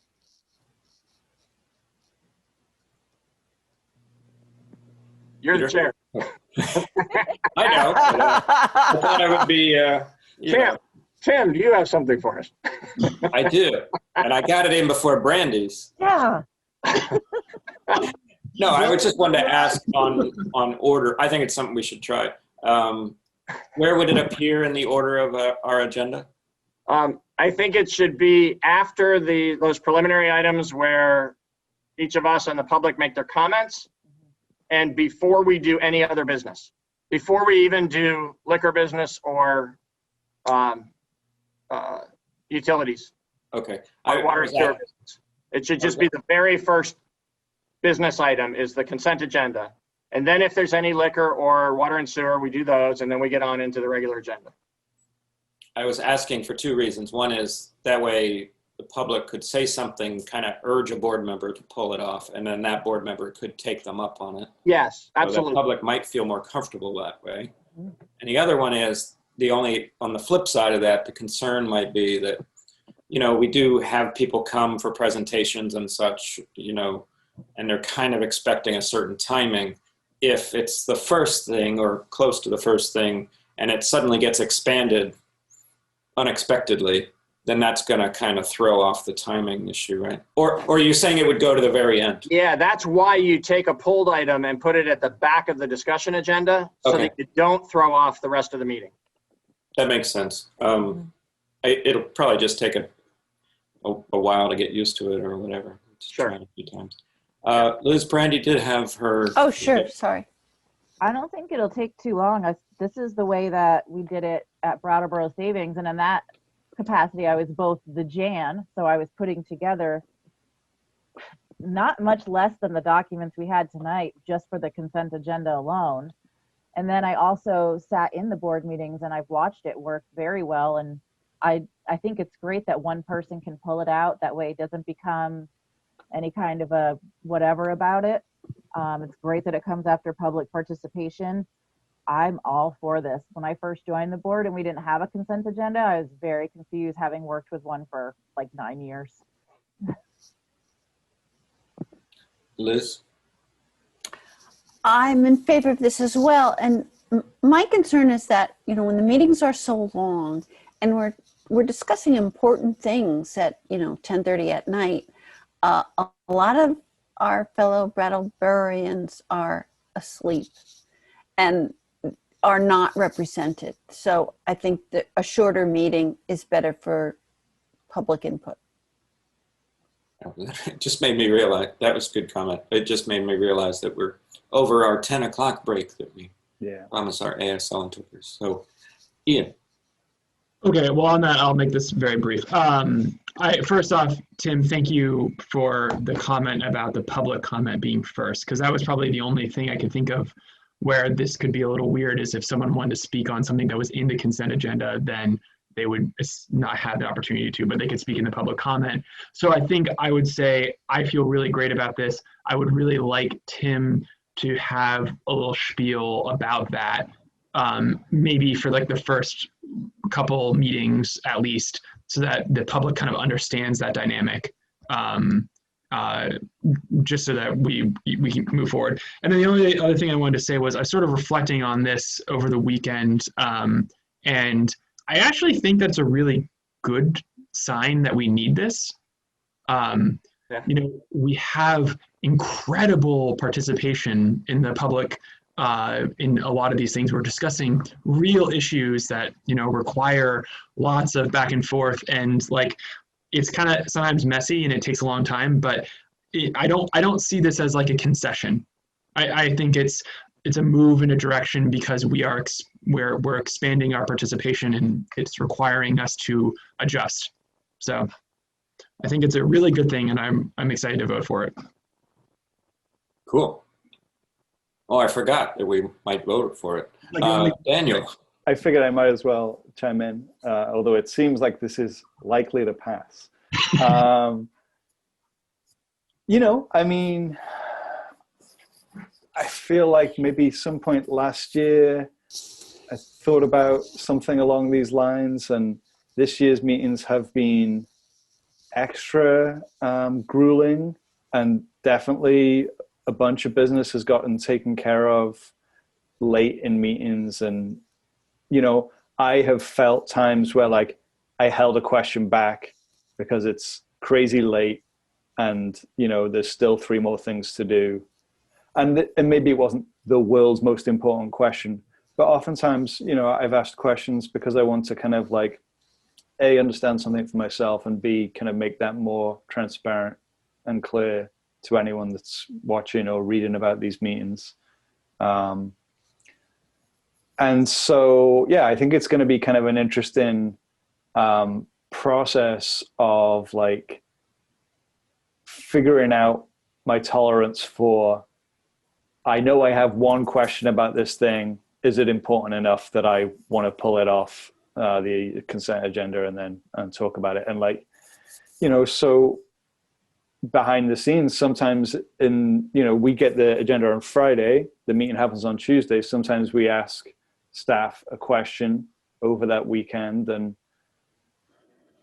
I don't know. I mean, that's not public, you know. I mean, I guess our emails are public records, but you have to do some work to get them.